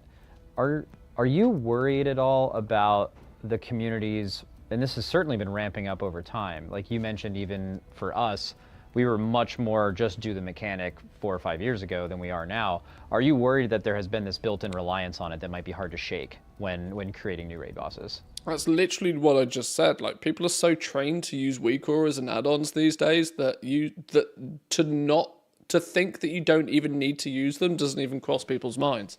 Everybody is instantly looking, and content creators love a little bit of this, right? Content creators absolutely love to like, oh yes, I've tested on the PTR. Here's your new weak aura pack. Here's your new updated weak auras or your add-ons for the new tier, right? So it's like, we're just hyper trained in relying on them. Absolutely, and I think that some of that gets back to us knowing that we need to really ease into this. That any world where we just kind of rip the Band-Aid off and say, all right, have fun, honestly, we're in a new world, as opposed to building up more built-in functionality, starting to have clearer visuals, simplify some mechanics, respectfully, of course, and then building counters and have classes designed around a world where we know that this isn't possible. As long as people are set up for success, I think we'll be fine. Certainly, if we were to disable any functionality and then players went into a new tier and like we're just wiping to bosses and like they used to clear heroic comfortably and now they're like brick walled halfway through heroic, yeah, players like that will be a source of tremendous frustration. These are expansion launch changes. But we know that we need to avoid that by any means possible, and we have a lot of work to do before we get there. Something that really encourages me is the ping system. That seems like such a perfect way to give us an option to identify where we're going, right? You can just ping where you're going, and then you don't have to, try and communicate with words. Hey, I'm going to move over to the left 20 yards, right? I just ping where I'm going, and that opens up an ability to solve these again in a YOLO style, right, rather than an assignment. I think your guild did that. Yeah. So the Echo of Neltharion, right? Yeah, we like, just pinged it. yeah, so famously, yeah. like, everyone had the maps for that. Like, here's your exact spot you go, and then his guild was like, you know what, everyone just ping your spot. Mostly it gets covered. People go to the same spot every pull. But if you see 2 pings in a spot, one person has to move, right? And that could largely solve a mechanic with just something that's already built into the game. Yeah, I think and the ping system is something we've also talked about looking to improve and to like kind of broaden the sorts of things you can do with it to give people more tools to solve these problems in a coordinated way, but using their own skill and expression instead of. We went from dings to pings. When I think of World of Warcraft, I'm always thinking back to when I first started playing the game, and there was this really exciting moment where I looked at it and I'm like, oh my god, I can make this game look however I want, right? Like I can put this here, I can have an add-on that tells me what time it is in London, what time it is in Darnassus, right? I can have all the world clocks there if I want. I can have 3 different bars at the bottom of my screen. I can do whatever I want there, and to me that's always been a strength, not a weakness of WoW. So I think there's a lot of people that disagree with me on that, but then there's also people that they hear about Blizzard thinking about restricting add-ons and they're worried about losing that. Is there any intention to go after any of that? UIs have ended up being like, I swear some people care more about their UIs these days than they do their transmog. It's like another layer of like, I mean, I guess content creators probably maybe more so because their UI is visible to others, but people spend hours like repositioning and hunting down new stuff for their UIs. That kind of customization? Not whatsoever. And in fact, we're doing everything we can and we would do everything we can down the line to minimize any collateral damage to them. But the goal is anything that's cosmetic should be completely fair game. All informational stuff that's out of combat, like, again, you have RP add-ons, help things that are tracking, helping with professions, tracking gathering nodes, helping you with quests, like, you name it, a bunch of accessibility add-ons. All of those, like, there's nothing harmful whatsoever about any of them. The only thing is, at the very end of the day, once we feel like we've done enough on our end to improve baseline functionality, what we'd be looking at is the ability to parse real-time combat events in a way that drives, problem solving on the fly. So it's kind of, we build the scaffolding to then be able to take away the existing weak aura solutions that we have for these. How much of this is, so the thing that's excited me also about edit mode has been, it's so clearly based on what the community has learned over 20 years, right? It's like, oh, the community has revolved around this as a solution for presenting this information. Let's give them that base in the UI rather than making them download something. How much of this initiative that's all off center? Still it going hurts to be based my brain. On what the community says, Put it how the back. community reacts versus Put it in which the of these things middle. are already kind of locked in decisions? I'd say basically nothing here is locked in. Okay. Really, my hope today is to kind of begin a conversation about that direction and what areas are welcome, what areas maybe have more to do to convince the community on, and what areas we might be wrong on and should, reconsider. Because I think at the end of the day, this game belongs first and foremost to our millions of players. We're trying to serve them as best we can plural. In the long run. And I think our sense is that for many players, the feeling that they have to download and use certain add-ons in order to play the game competitively isn't really part of what's attractive about the game or healthy in the long run. And so if we can pull things back to a place where add-ons are available for those who want to use them, but people aren't feeling pressured by their groups, by just the natural demands of competition and not wanting to lose out to someone who's using more advantages, then that's going to be the healthier route in the long run. So if I was the kind of person who wanted to write a 10-paragraph forum manifesto, this would be one of the topics to do it on, right? Absolutely. We'll be reading, we'll be listening. I think this is a long path ahead. Literally feeding the trolls, and he knows it. And hear how people feel about it. So Rotation Assist is coming in 11.1.7, which is going to be hitting the PTR in the very near future. Can't wait to hear people's feedback as they're able to hop on and check it out. We'll be listening closely so we can make it the best it can be for everybody. It's also been amazing to just get a chance to talk through kind of the history of add-ons in WoW, where they are today, and where they might be going in the future. Thank you guys for coming out. It's really been a pleasure. Yeah, thanks so much for having us here. Really looking forward to see what the community has to say about how much they want more of these casts, maybe monthly, maybe bi-weekly, weekly, whatever you guys think, put it in the comments. Daily? Daily? Yeah. You said it, it's not me. Thank you so much, Liz. This has been really, really awesome.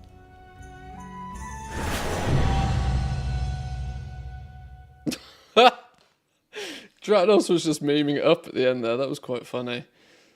That was quite funny. This would be one of the Feeding the trolls. Oh my god, feeding the trolls.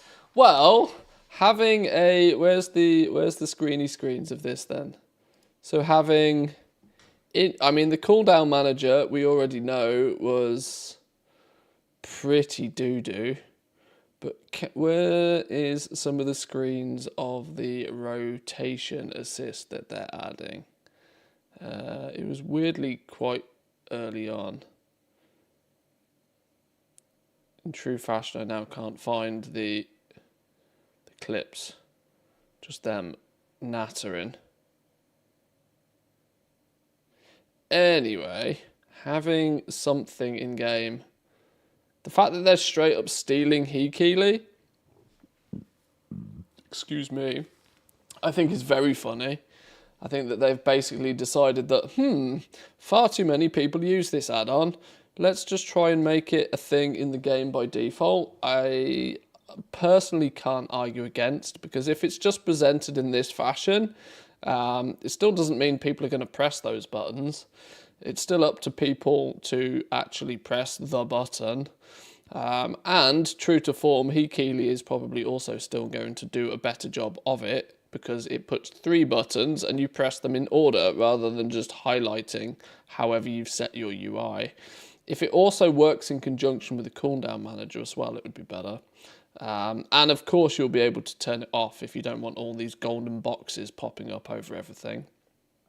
So in a way, I have no real objections to any of that. And I think, to be fair, they made sense with a lot of what was said there. That the more stuff that's brought... Well, I mean, this is, to be fair, this is just parroting what players have said for years. The more stuff they bring in-house, the less reliance there is on add-ons. I mean, flipping out, look at the list of add-ons that are used nowadays. Let's just, out of curiosity, look at my personal list of add-ons, and we'll see just how ridiculous it gets, right? So, menu, add-ons. What do we got here then? Auctionator, Journalator, Trade Skill Master. Bags and inventory, we have scrap. Now, ignore the fact that not all of these are on, because this is a very dedicated character, but under normal circumstances, a large combination of all of this is on. Pet trackers for the pet battles, we have all the things. Can I Mog It, Master Collector, Mount Journal Enhanced, and Toy Box Enhanced for the collection side of things. Weekly rewards for tracking your progress across many characters. Guild roster manager, if you run a guild, it's kind of needed. Inventory manager is Bagnator and Syndicator. Warband Miser is for keeping a similar amount of gold on each of your characters and automatically putting into the warbank. Farm HUD for your map add-ons. Profession stuff, no surprises, the list is quite large for me. Better fishing, craft scan, craft sim, mass salvage assist, no mats, no make. SGT core and some other bonuses, and then weekly knowledge. Blizz move to move all of the icons wherever they need, and then everything that isn't necessarily categorized, which just flipping hundreds of the things, right? Hundreds of the things. Absolutely ridiculously hundreds of the things. Check the WoW up number in the... I don't use WoW up, I use CurseForge, but it might say something similar.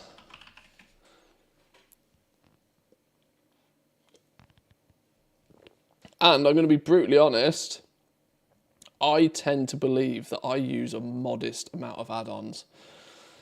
I don't even believe I technically use a lot of add-ons, and this is what I consider to be not a lot of add-ons. I know there are people that use significantly more add-ons than this, but there is literally at least an add-on for every single letter in the alphabet, if not more. There's probably a good 50 add-ons there in total, which is bananas. So the more they can bring in-house, the better, to be honest. Makes sense to me. Quite hyped. Conscious it will probably shit for a while and need time to be fixed, but this direction makes me feel more included and considered rather than the feel of elitism that this game strongly has towards noobs. Yeah, I mean, like I said, anything that can be brought in-house that maybe can be the first stepping stone that somebody, you know, if there's an in-game UI element that somebody can accidentally find first, that they can try out and then go, you know what, it'd be really cool to customize this. I wonder if there's an add-on that lets me customize this, then that's, you know, that's better. But when there is nothing in the game, people don't even necessarily know that there's this option out there. It's a good stepping stone in the right direction to start bringing things in-house at least a little bit. According to WoWup, I have 284, of course, not all enabled at the same time. Yeah, there we go, right? That's a bonkers level number of add-ons. Literally bonkers. Right, let's get the next team in. Let's start leveling some of these. We might have to ship some of them places.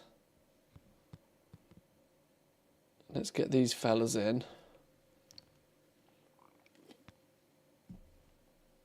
If memory serves me right, these guys should all have had the intro quests and their UI set up already. Let's find out, shall we? Or I have done nothing on any of these. Okay. Apparently I've done nothing on any of these. Right, well, we get to do the whole progress from the word go. Right, so options, auto loot, interface, action bars, boobity. Close that up. We go add-ons. Let's check that the default set that I actually want is loaded. It looks like it is. There is definitely more on there than needs to be on there for a flipping alt, but it's fine. Move you down out the way, move you out the way. Yeah, there's definitely more on than needs to be on, but it's fine. Then we go edit mode and we put it into our default layout. Can I just close you for now?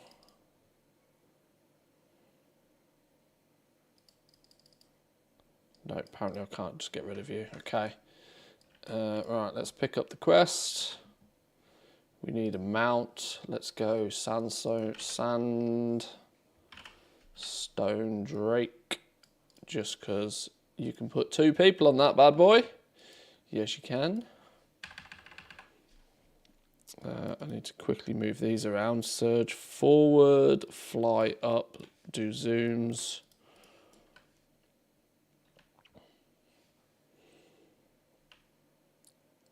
This is a mini demonstration of what's needed to get these tunes set up.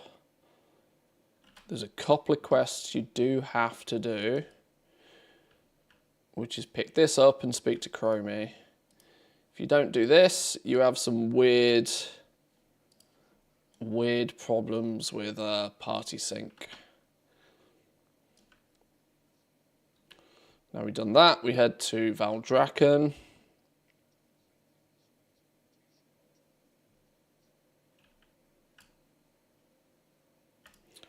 We port to Valdrakken, we grab the link to the community so that we can easily... No, I did not click on that to go back again. Flipping hell.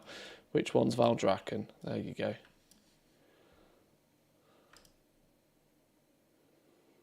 Enable action bars, import action bars, enable auto loot, disable personal resource bar, do G invite get bags. Is that your to-do list, is it? your to-do list sounds a little bit more refined than mine. We join the community. I don't bother with pissing about with much on the bars, to be honest, because I'm not going to really kill anything with them right now. That said, is doing macros is kind of useful. We want a reload button, we want a log out button, we want an invite button, and we want a leave button. There's gonna come a day where I'll probably keybind these on 1, 2, 3, and 4, I guess, but for now that works. I don't really bother with bags particularly. And then we wait here for the friend to turn up, and then we'll ferry them over. And then we go again. Zandalaris are slightly different, but not by much.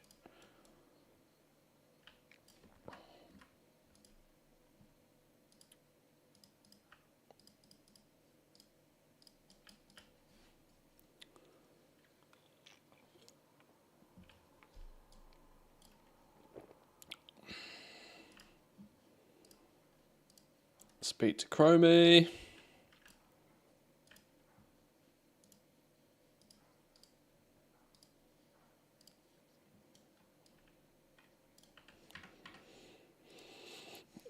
Add-ons look about right. Edit mode, U.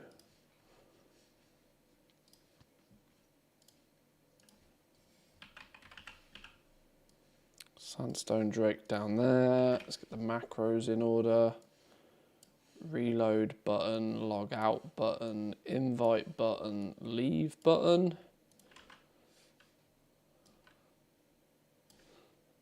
You're being... No, you're meant to go there. You go there, you go there, you go there, you go there.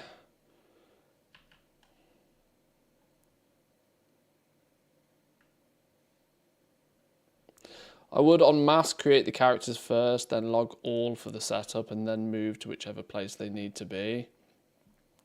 Yeah, I made a whole bunch of characters the other day. I made like 4 new teams because I want to...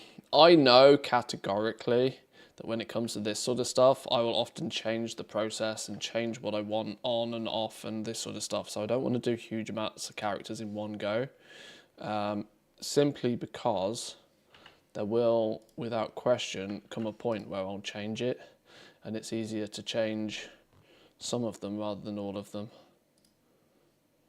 Right, you pair will hop on together and fly over there. We do this 2 more times. Like I said, maybe this is not the most optimal way of doing things, but it works. And for while it works, if it's not broken, don't fix it. And it doesn't take long.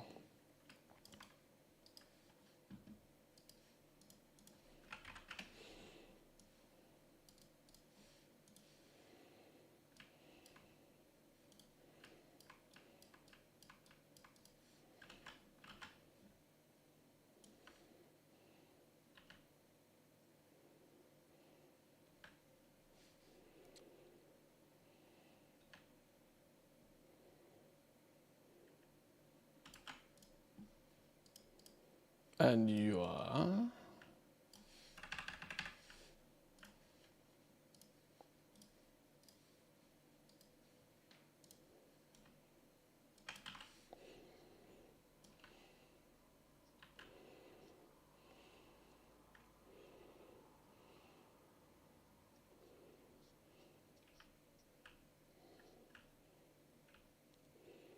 Yeah, I do sort of think long term that setting up keybinds and stuff is probably something that an add-on can probably help me do.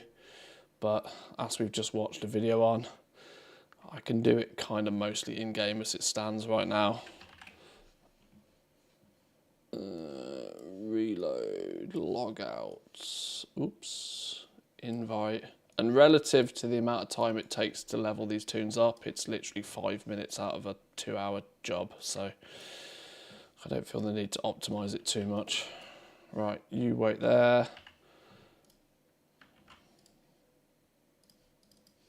Just because you can optimize something doesn't necessarily mean you always should.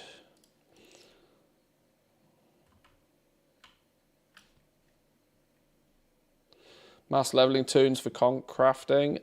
Not necessarily for concentration crafting, more for killing rares in Undermine for Mechanicas. Concentration crafting literally bores me to death already. Welcome in though, Boofy. Good evening.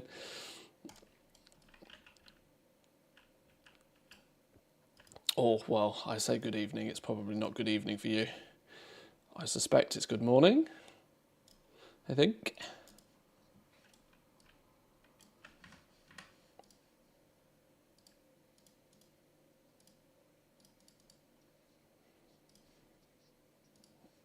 Add-ons look right.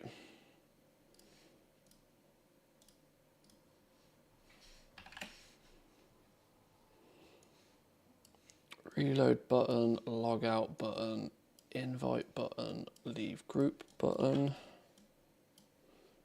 We need a mount and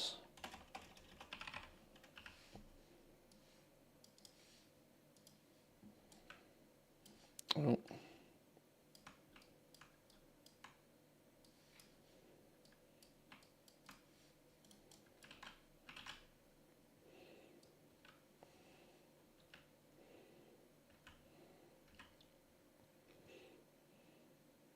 Yeah, you can't argue that concentration crafting is good gold, but the level of repetitiveness of it for me will, well, to be fair, it already has driven me pretty much to insanity, so we won't be doing too much of that, I don't think, unless I get really bored and really desperate to make some more gold, but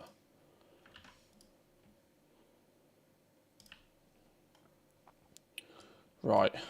Somewhat frustratingly, some of these tunes are turning up on the same shards as others, but that's not something that I accounted for when creating them in the first place. Right, now you invite everybody. Let's check everybody is, yep, everybody's good. Right, you get on the back of you fly over.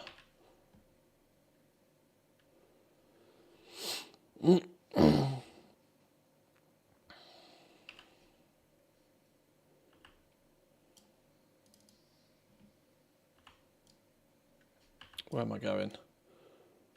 Roughly this direction.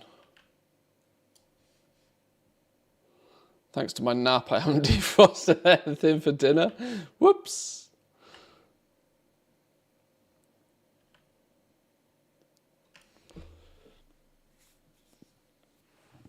I'd 100% summon there instead of running This Is Madness.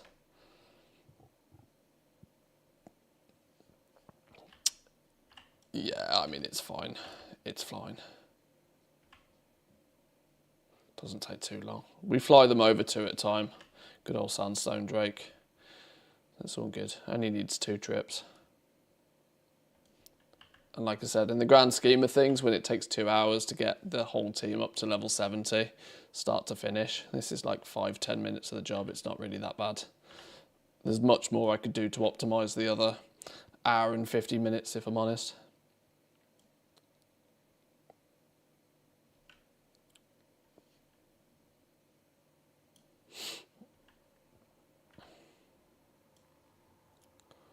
Plonk you there. There's 2 of them. Let's do the same over here.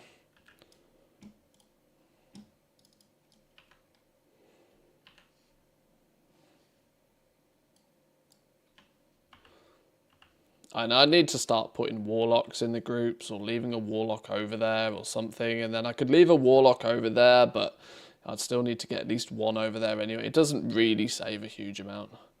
Sometimes just raw dogging it's fine.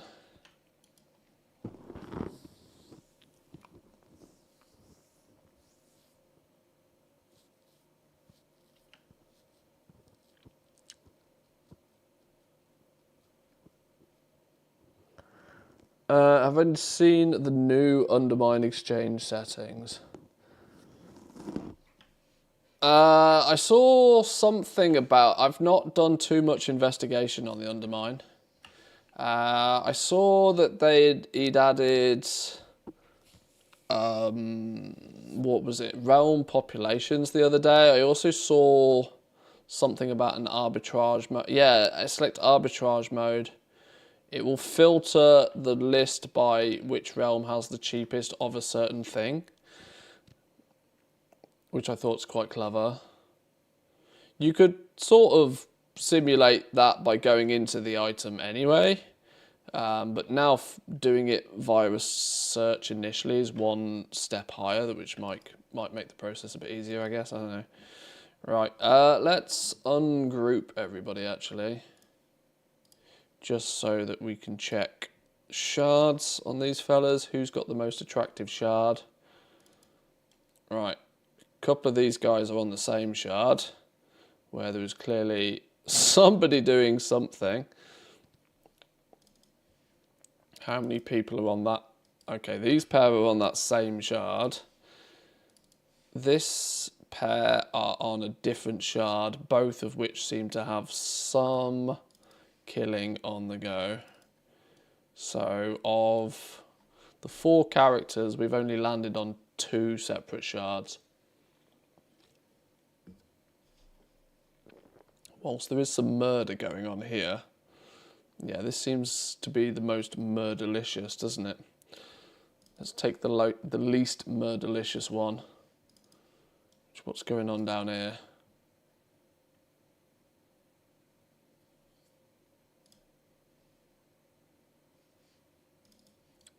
Well, we're going to have to compete a little bit with somebody either way. Whoops, that's not what I meant to do. That's not what I meant to do at all.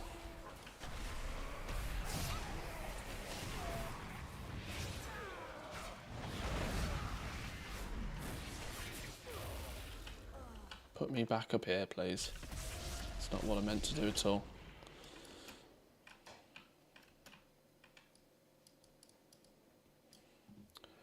Right, we'll go with this group, I think. Invite everybody. Party sync up.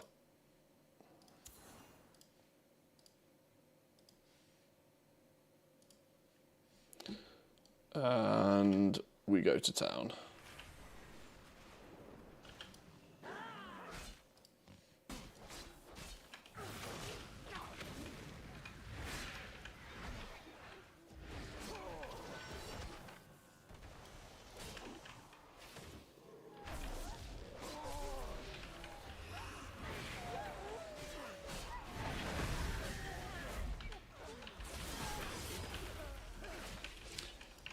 How do you easily invite them all to a group with a macro? Well, there is an option with or without add-ons. Your macro can be written so it just invites individual named characters. So if you have very dedicated teams, you can do it just by writing out who you want to invite in the macro / invite character name. Alternatively, with the assistance of a little add-on that I can't remember what it's called off the top of my head, but it allows you to group invite. It basically allows you to invite everybody from within a guild or a community. I use it within a community, so the characters can technically then also be in a separate guild outside of their main purpose, or for storage or something like that. I think the add-on's called Community to Raid. Then allows you to do a / community to raid, and then you type the community name and it invites everybody from that raid, that community that's online. So I have a community that's literally just me and my characters only. This is not open to the public, but it will invite everybody that's online in that community with the macro. It means I don't have to individually write out every single macro. But writing it out manually is the non-add-on approach.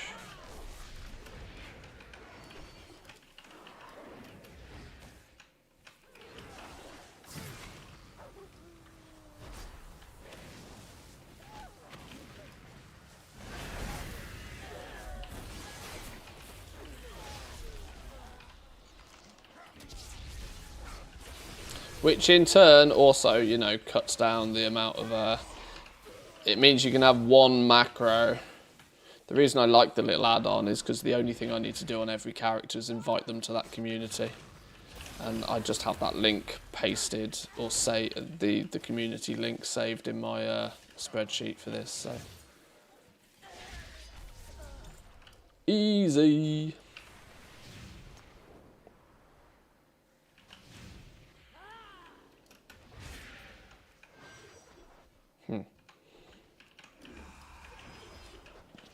It's not a very big pull, this one, is it?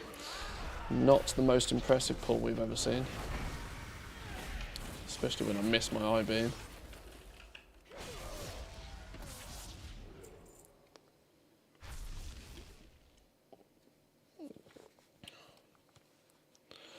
Really funny how we have so many of the same add-ons, even though for the most part we engage in the game completely differently. But this is it. If you look at the top 20 add-ons used, I would imagine there's a huge crossover between like nearly all forms of the community of the player base, and that's predominantly because said add-ons are utility ones, right? Utility that does things that the UI predominantly doesn't allow you to do default. You know, damage meter. No matter what area of the game you play, having a damage meter is somewhat useful, even if it is just purely cosmetic.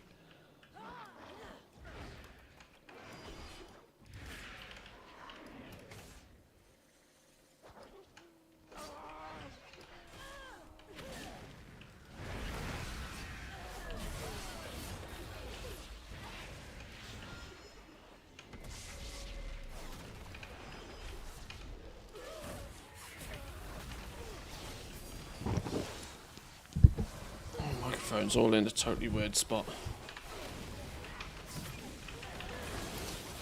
I have a feeling that once I get a little bit more to grips with this, a video will be in order to sort of at least explain what's going on here and why I'm doing it. If nothing else, just so I can link people to it when we are doing this. The reality is, for me, we've put a month of game time on this account now, so I should utilize it. We took the time and the effort to get the character created, leveled up, geared, that sort of stuff, so should probably use it, even if it's only short term. Which means there might be a little bit more of this in my future, till we get a few more alts leveled.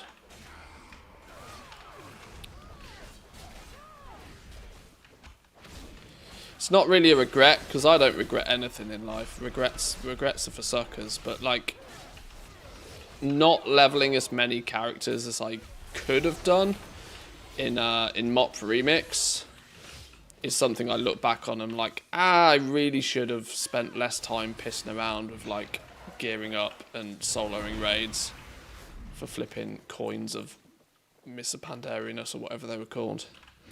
Probably should have spent a little bit more time leveling alts. But little did I know concentration was going to be quite so impactful.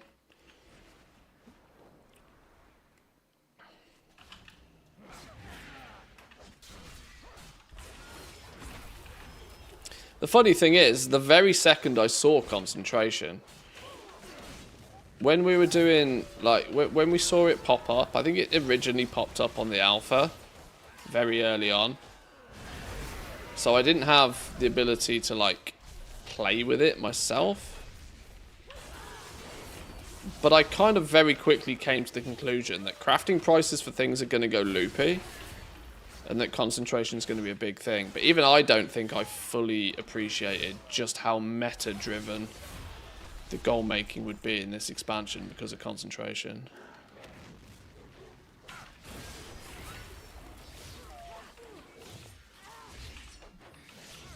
It's fun, never regret having fun. No, exactly, that was it. Like, my time, you know, there's only so many hours in the day.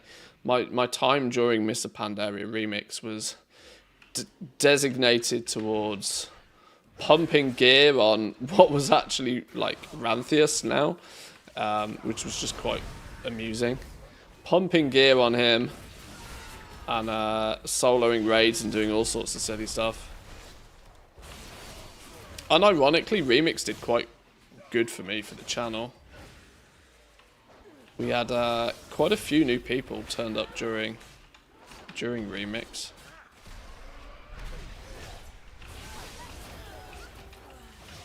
I don't know how I was not necessarily one of the first, but one of few that really realized quite quickly when Remix came out that we are going to be batshit level OP. I don't know how people didn't really get that memo from the test weekend. Maybe it was one of those things that people didn't really believe it until they saw it. So I went into Mr. Pandaria Remix knowing that, like, within a few days, I should be soloing raids.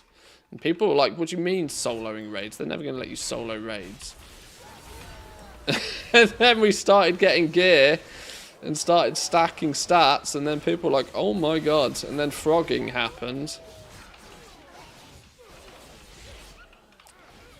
I guess beginners is not only beginner's luck, but first mover advantage was quite fun in Remix.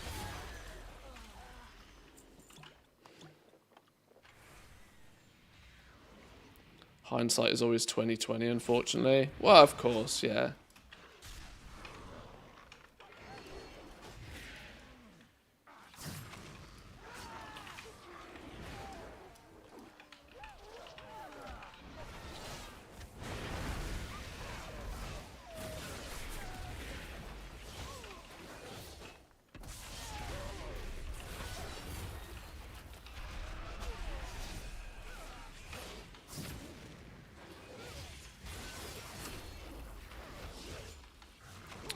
Level 17. Let's do a quick hop on them, make sure they don't.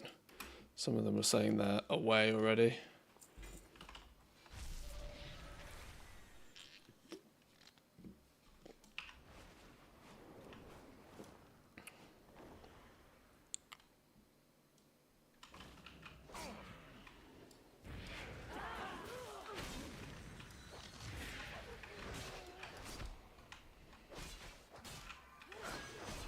But no, Remix was a lot of fun. But I'm intrigued to see how people are going to approach Remix this time, because people are going to sort of expect the same shenanigans this time. Kind of my point from a minute ago was that people went into Remix not really understanding what it was going to be. They thought it was just like, oh, well, this is weird. We're just going to go play Mr. Pandaria again, but like a bit faster. But it turned out to be, I think, very different. I mean, to be fair, Blizzard did absolute dogshit level job of like explaining what Remix was even going to be. And then they gave us a single weekend, I remember, to play test it. It wasn't even like proper PTR. It was like the mode was up for testing for 48 hours. Over a weekend, a period of time where I think I played it for about maybe 4 or 5 hours in total. But, you know, some of the bigger content creators clearly got a sniff of what was going on with Remix. And so hence when it first came out, you know, there were some guys that absolutely pumped the shit out of it in the first day. And of course, went straight to frogs. Because those who played Mr. Pandaria were like, yep, frogs were a farm. That was a thing. We'll do that again.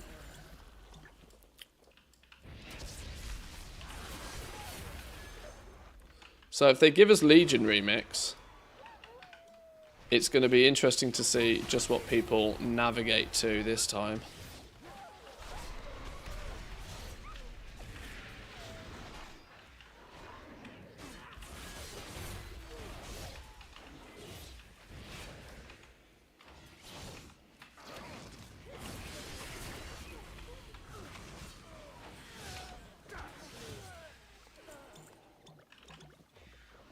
Are people going to sweat it out quite as much as they did the first time round?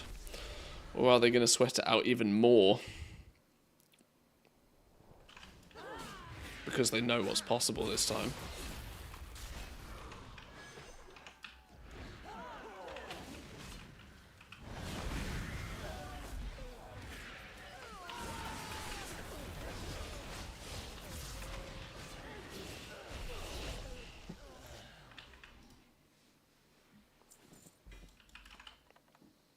I'm not sure if playing Remix literally 15 hours a day is going to be the smartest move, though. I so hope, and I am praying that they don't clash too much with when GTA 6 comes out. Because I love this game to pieces, but when GTA 6 comes out, I'm playing it until I've basically 100%ed it.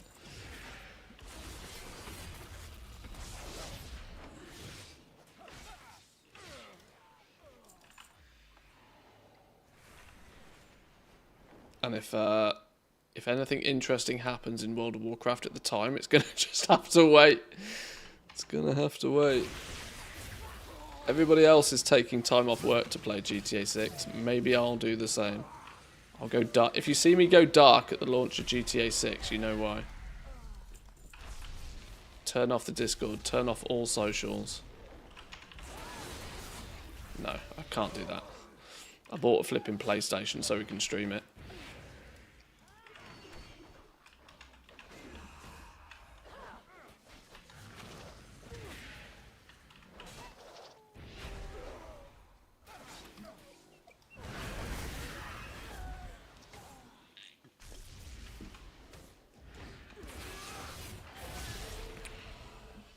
Thought it was going to take way longer to finish getting stuff up than it did. What, in Remix?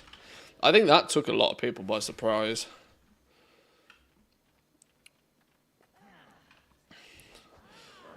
But at the same time, I liked the fact... Well, one thing I would say is they at least allowed you some way to... And this is why people navigated to frogs, right? Because frogs were a way for you to perma-farm it. Outside of... even with, like, perma-farming bronze, it was still a disgusting amount of playtime, I think, for what was advertised as an optional game mode to get, like, fully geared. I can't remember what the item level bandings were, 476 maybe. But I remember it was... I think I calculated it something along the lines of about 60 hours of like gameplay, optimal gameplay in order to get fully geared in Remix, which for a mode that was only meant to be around for like a month or two, felt like a pretty high bar for people to get to like the uber fun stuff. And I almost hope they make it faster this time. That was one of my only real criticisms. Yes, if you played 18 hours a day, you could get it done in a few days. And so, you know, people did. But one, that's not healthy. And two, it's not even possible for a lot of people.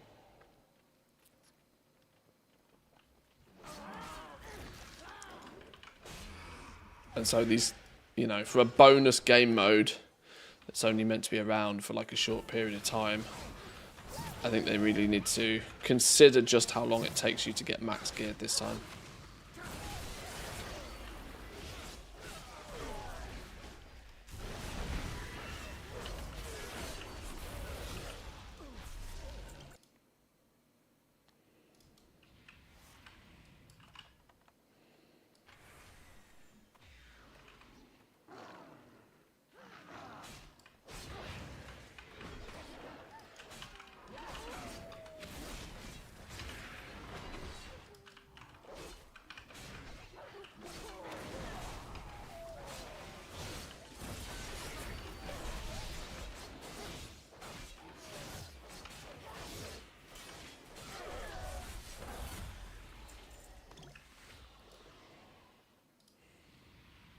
To open all these bags.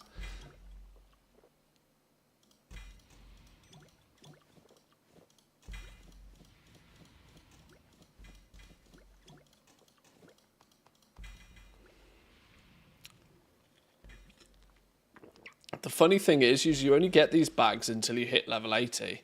But because this account doesn't have the wall within, and I'm never going to reach level 80, and I'm permanently level 70, I'm just farming these bags like you wouldn't believe.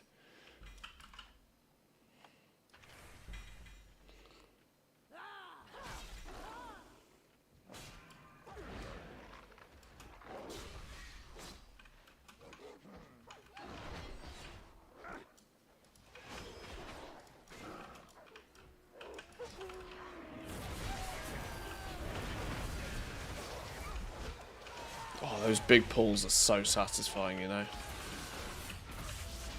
When everything just goes burr.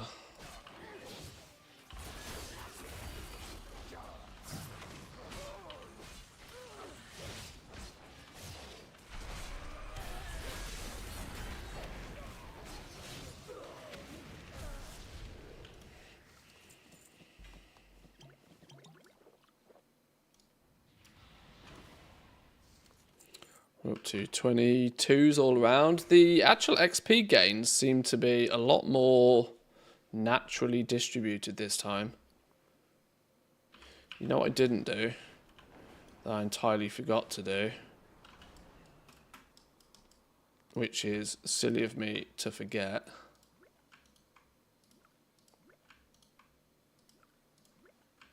Was to dish them all out an XP potion.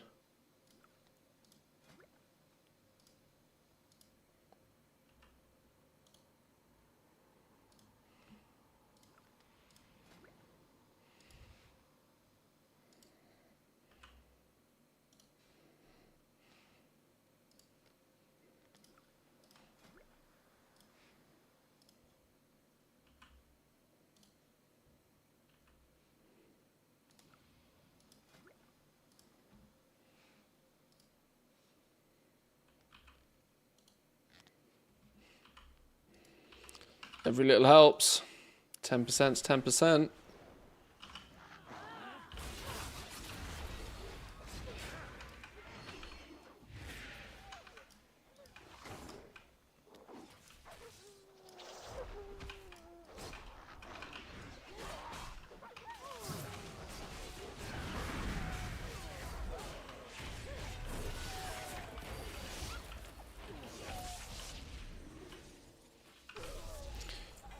Would any character with level 7 to be able to farm the bags? Yes, but of course you'll level up. This is my point, right? You're only meant to get these bags for whilst you're under level 80. As soon as you ding level 80, you don't get the bags anymore. This character's never going to get to 80 because this account doesn't have the wall within. So 70 is the level cap for me on this account, which is partly the reason this works.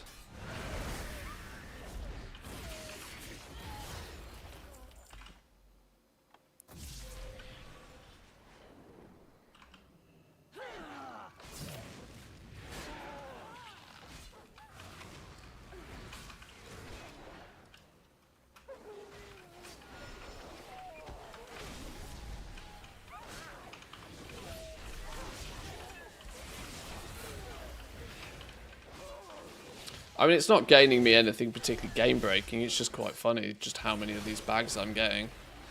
I probably get 50 to 100 of these bags almost every time I level a set of toons on this Demon Hunter. Which, when you open all of the items, all these 415 items get vended for like 30, you know, between 30 to 100 gold a piece. This character's got like 30,000 gold on him just from like... Which is not an astronomical amount of gold, like I said. There's nothing about this that's game-breaking, but it's just funny how it's clearly a bit of an unintended scenario. When Blizzard made the restriction on the bags to be 1 to 79, they never really expected people to like be hardcore grinding at level 70.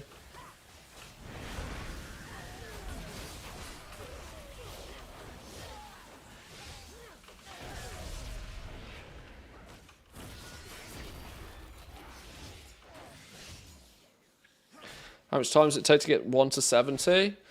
Well, I've got it down to about 2 hours. That's from creation of the character to them dinging level 70.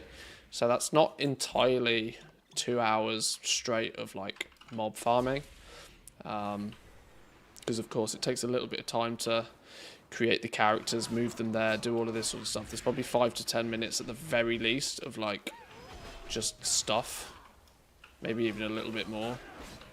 Maybe even as much as 20 minutes of just like messing around doing things before they're actually even gaining any XP. But the reality is within a 2 hour time window, I can pretty much get 4 new level 70s now.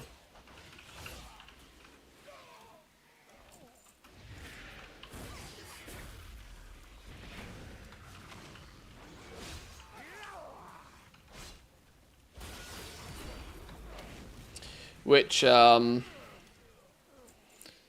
sounds great, but until I actually put them to some good use, you know, it's just a number.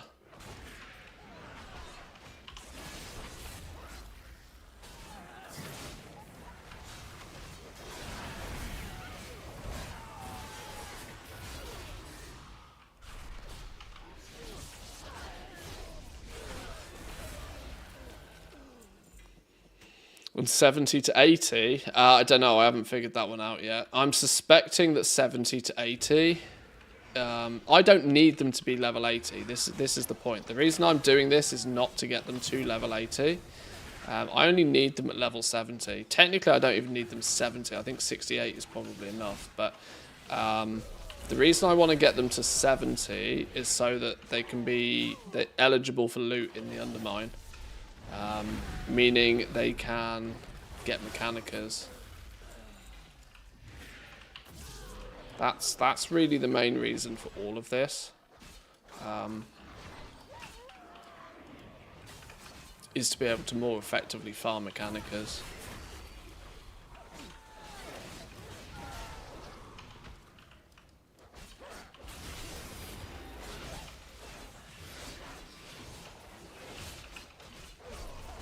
Is there anything that reduces the cooldown of I-Beam? Because I want to use it more. My pro demon hunters out there.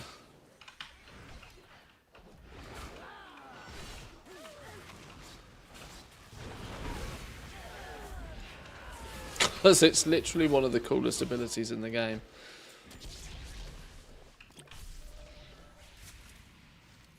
I thought you needed to be 80 to loot in the Undermine. You need to be 80 to loot dumpsters. But you are eligible, by the looks of things, by some very rudimentary testing at least, you're eligible for loot from mobs once you are within the War Within range of levels. So we suspect it's 68 plus, but it's been, you know, quite well documented at this point that level 70s do qualify for loot from the rares. But because of how the game works, it's probably 68.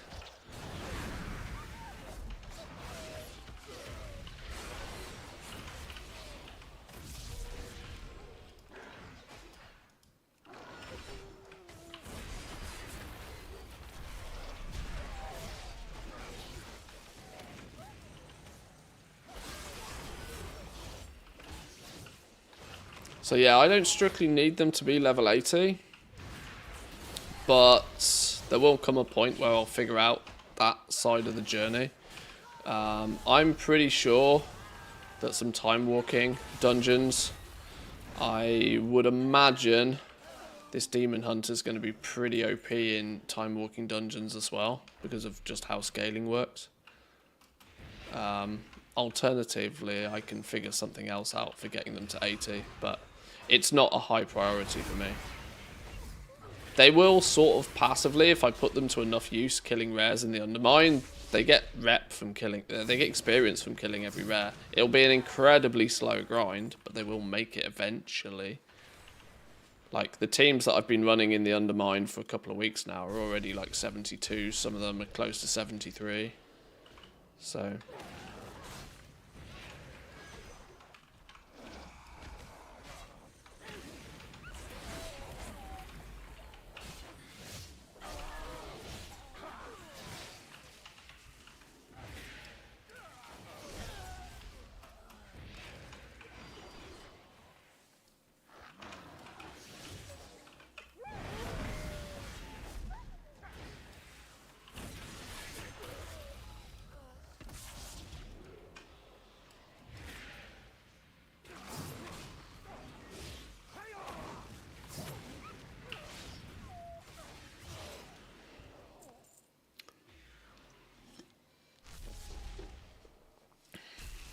$70 to $80 can be done in time walking with a twink like this demon hunter. Okay. In that case, that's this dude might have a bit of a dual purpose about him then when we when there's a good time walking week on.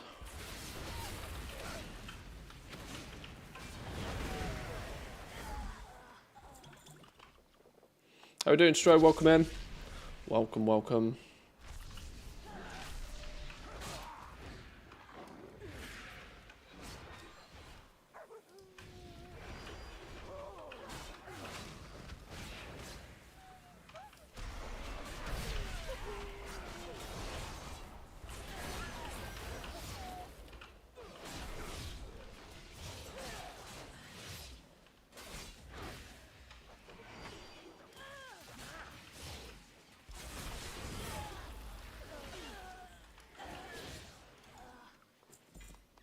Do I have this shard to myself now? I've not spotted anybody else. I might have this.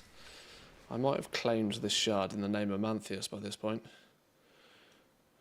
Tends to happen. You'll have a few people around here for a while and then they get bored and they move on.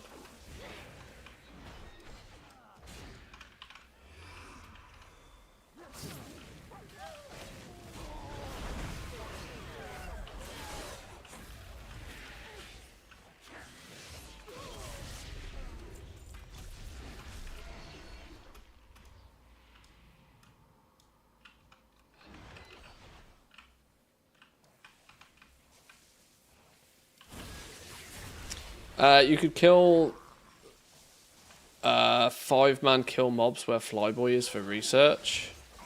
Not really on this dude. Because don't forget, the level cap's at 80. A very well geared level 80, yes, probably.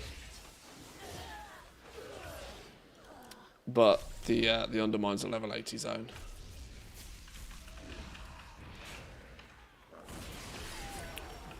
2x4 farming that spot, though, is a very common way of both farming market research and Mechanicas on a single account.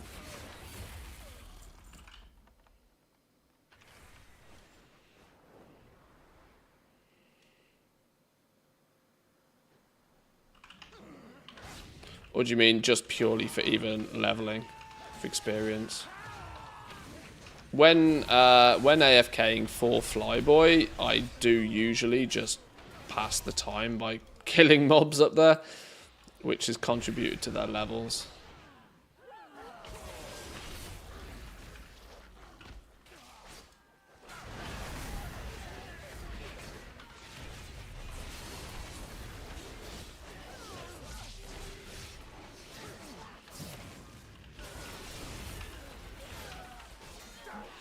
UK infrastructure strikes again. They were supposed to connect my broadband today. Turns out there's no cable, and they just had it in their database by mistake all along. Oh, that's not good. That's not good.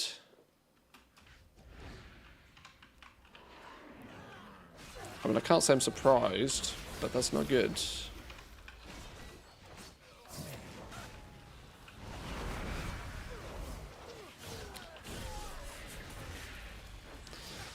People who live on SIM card internet these days, I don't know how you do it. It's quite common in Finland for like actual proper internet providers to just give you a SIM card and go, there you go, there's your internet. And I had to be really, really careful when picking a place to move to. That I was like, yeah, you can tell me that there's fast download speeds, but I don't give a shit if you're giving it to me on a SIM card. You can get bent if you think that I'm accepting SIM card level internet when I play video games for a living. That's not happening, my friend. Absolutely no. Do you understand? Yeah, download speed's great. Latency, not so great. For checking your email, it's fine, but internet companies in Finland love to sell you a SIM card and tell you it's the fastest thing since sliced bread.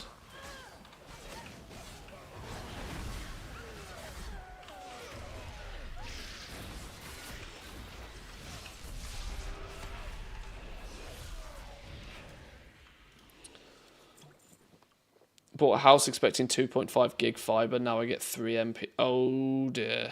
So yeah, you'll be on a sim for a little while then.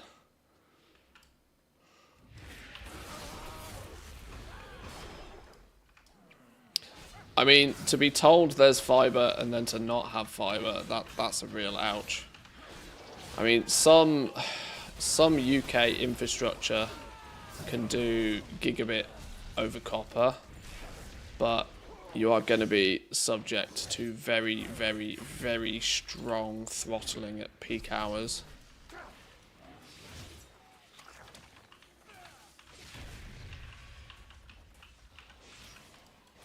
Why am I wasting my time on one mob? Whoa, no, don't fall off the flipping hut. Stupid hunters. Stay. Stay. All I was trying to do is make sure they aren't flagged AFK. Anyway, how's the multi-box grind going? We're getting there. We're getting there. We're leveling up some more toons right now. Having all of my characters on Draenor has started to be a bit of a time sink that I'm trying to alleviate. The downtime between just waiting for rares to kill is starting to get a little bit overly frustrating, when I know it can be so much better if I've got my characters spread out and can do realm hopping. So the only solution to that is twofold. That's not the definition of only, is it? A solution is to level more toons on other shards, so we can do some realm hopping, mix them into the existing teams, or take the current characters that we have and just move them using realm transfers to other places. The latter option being the expensive option, so I'm going the route of just leveling more level 70s. Although, saying that, none of this was cheap so far. 3 new copies of The War Within, 3 additional monthly subscriptions, 4 additional subscriptions because the Demon Hunter has its own account. So, it's going to take a while to pay back, but it's all fun. I've heard leveling's a joke right now. Well, I can basically get a team of 4 up to level 70 in about 2 hours. From creation of the toons to them dinging 70. I did it in under 2 hours earlier. So, we can call that an average of 30 minutes an ult. Which is kind of joke worthy.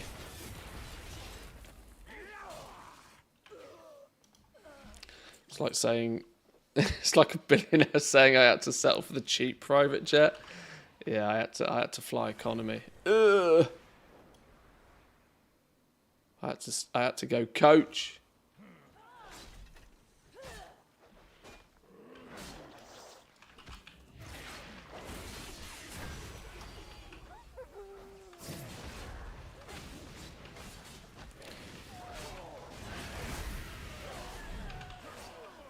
One bonus though for sure, I'm enjoying Demon Hunter. They absolutely flip and shred. Now of course I'm very aware I've got an OP maxed out of the teeth one, but the Zug Zug mode of Demon Hunters is quite fun.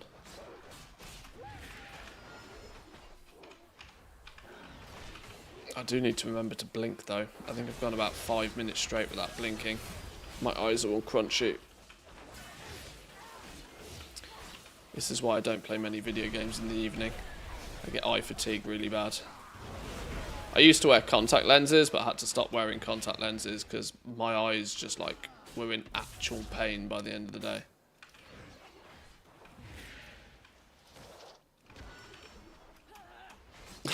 So I remedied that by having 3 screens and 2 flashlights, and yeah, I know. I'm a hypocrite, I know.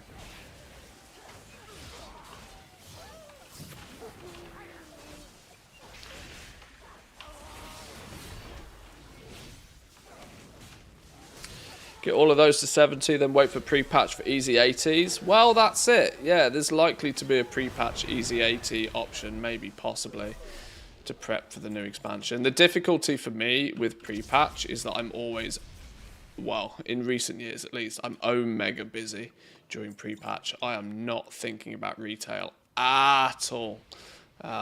Pre-patch for me is absolutely last hardcore grind, whatever the beta is, figure all of the shit out. You know, whether it be get the guide finished, get videos crafted, just flat out understand what the fuck's going on. You know, pre-patch is not a time I tend to actually have much real, natural gameplay. So, as much of this as that we can get done in the sort of downtime between patches, the better for me, really.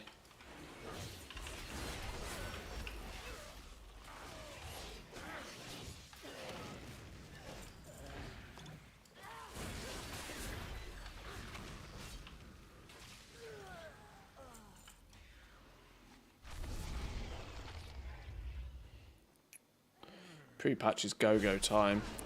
Well, yeah, it's if the War Within's pre-patch is going to be anything to go by, Midnight's is not going to be a walk in the park, casual adventure.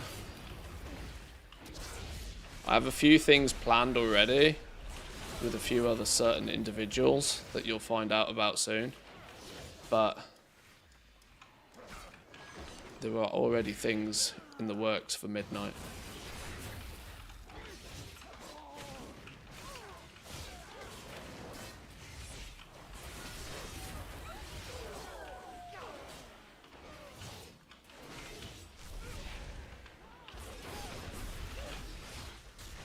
Do you have a script to order the clients like that?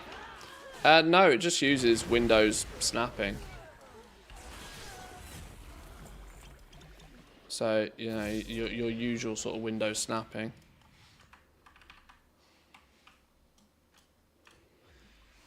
There's a Windows tool called Fancy Zones, which allows you to make a custom layout, because Windows by default doesn't have this exact layout to snap to, but it's not anything fancy. It's not anything special. Basically just Windows snapping to begin with a little Windows customization mod.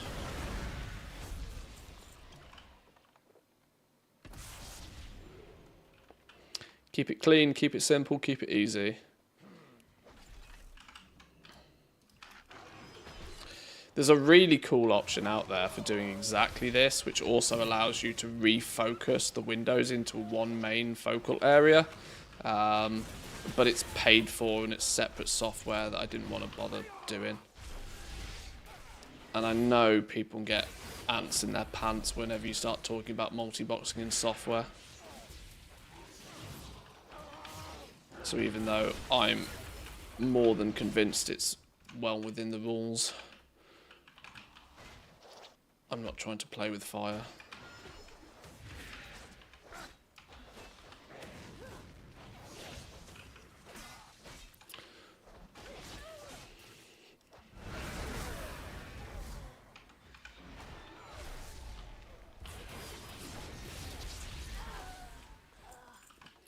They're up to 35. I'll probably do the same. I think I'll take these guys to 40, which is technically halfway. That usually takes me about an hour to do, from creating them to getting them to 40. And then we'll get them from 40 to 70 tomorrow, maybe. Because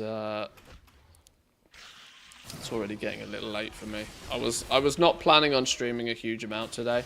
I wanted to make sure the stream was up for the announcement video thing. Although it didn't turn out to be really an announcement. It was just yeah, in 11.1.7 we're gonna add more add-on UI stuff. We watched that. Quite interesting. Credit where credit's due.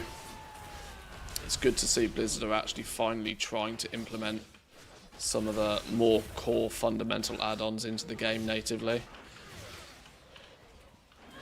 Getting the UI adjustable and editable was clearly the first stepping stone. Wow, 2 epic ones from one loot pile.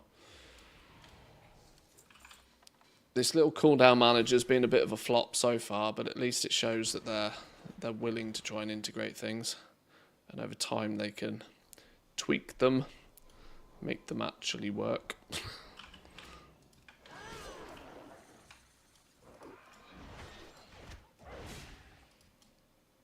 we get you as well?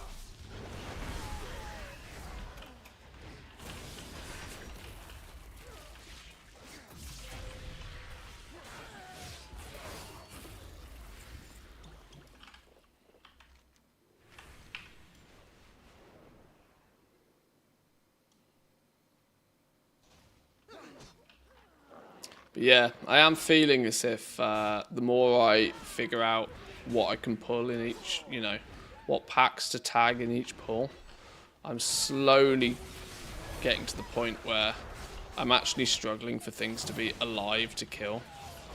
I'm a little bit fast at this point for the zone.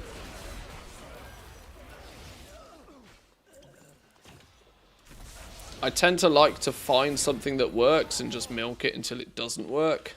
But I do think it's probably worth at some point, like at least checking out a few of the other spots that might be worthwhile. Cobalt Assembly. What's the forest one? Brackenide. So any other level 80 elite zones? There's got to be one in Valndrak. What about up north in Valndraken maybe? There's loads of elites up there, isn't there?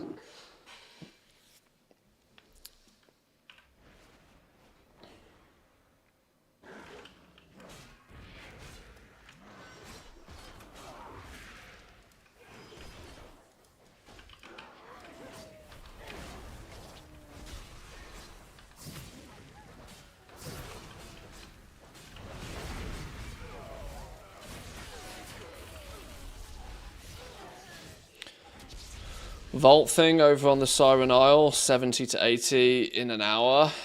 Well, that could be a nice alternative for when time walking isn't up, to get the dudes up to 80. Like I said, for me personally, and this is a very personal thing because what I want to use these characters for, getting to 80 is not really that important.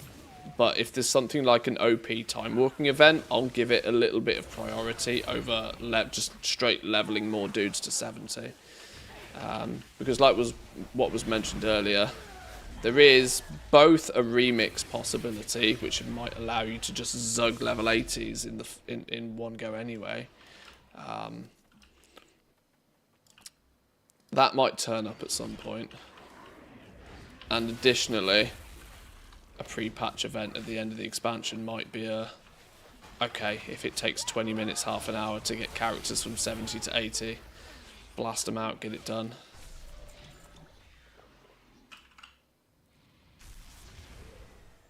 There'll be options, I'm sure.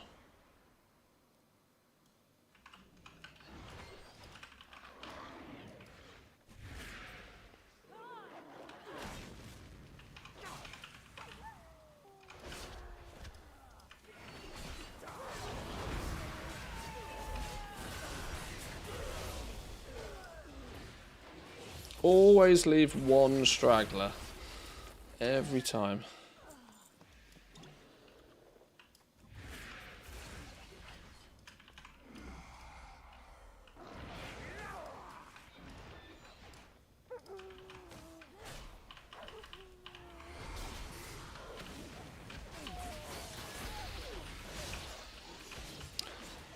I need another stinky potion. It's gone all dark.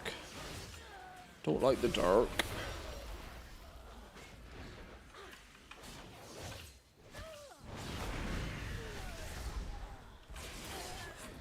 What did we ding there? 38?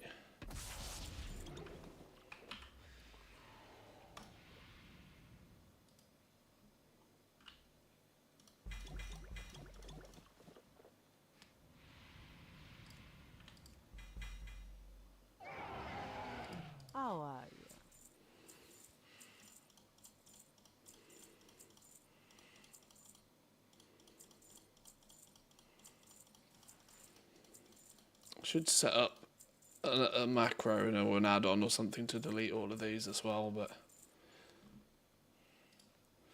doing that twice an hour is fine. Is the Timeways event soon? Not sure. That's usually towards the end of the expansion though. Does the Dream Surge XP bonus still work? If it's up, of course. Maybe. Maybe. These are all little things that I haven't really figured out, to be honest. Because like I said, I tend to find something that works, and if I'm content with it working how I've got it to work, I just do it. I tend to then stop my testing. And at the moment, we can get 10 to 70, 2 hours, 10 to 70, 2 hours, 4 characters. Feels like a big win.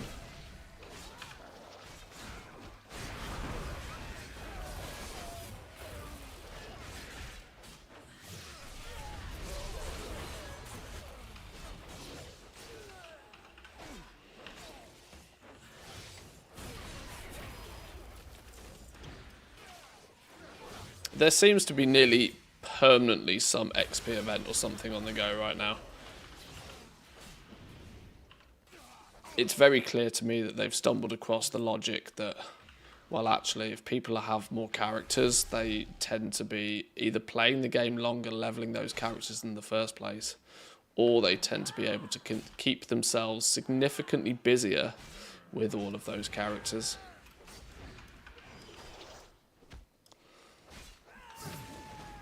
I'm sure they've taken a look at, like, the all life for gamers. Oh yes, they've all got 20 alts. Well then, let's make it easy for everybody to get alts.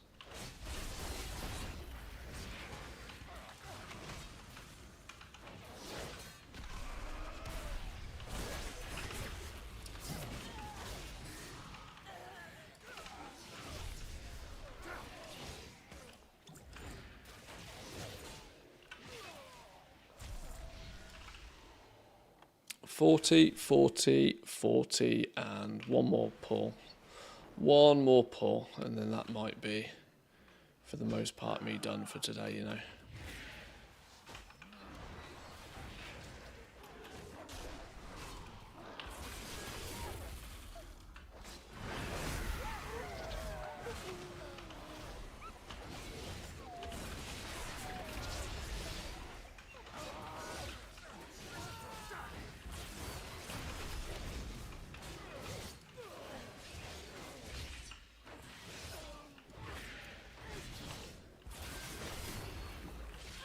Bingo was his name-o. 40, 40, 40, 40. Right, cool. We'll leave that there then. We will leave that there.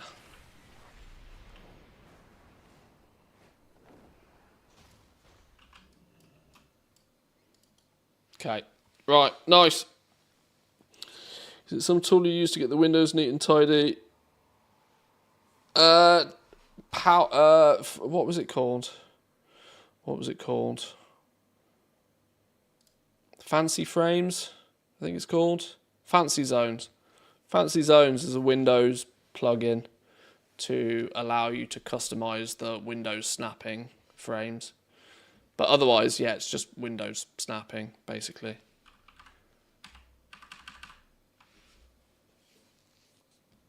Fancy Zones. Right, let's log these dudes out.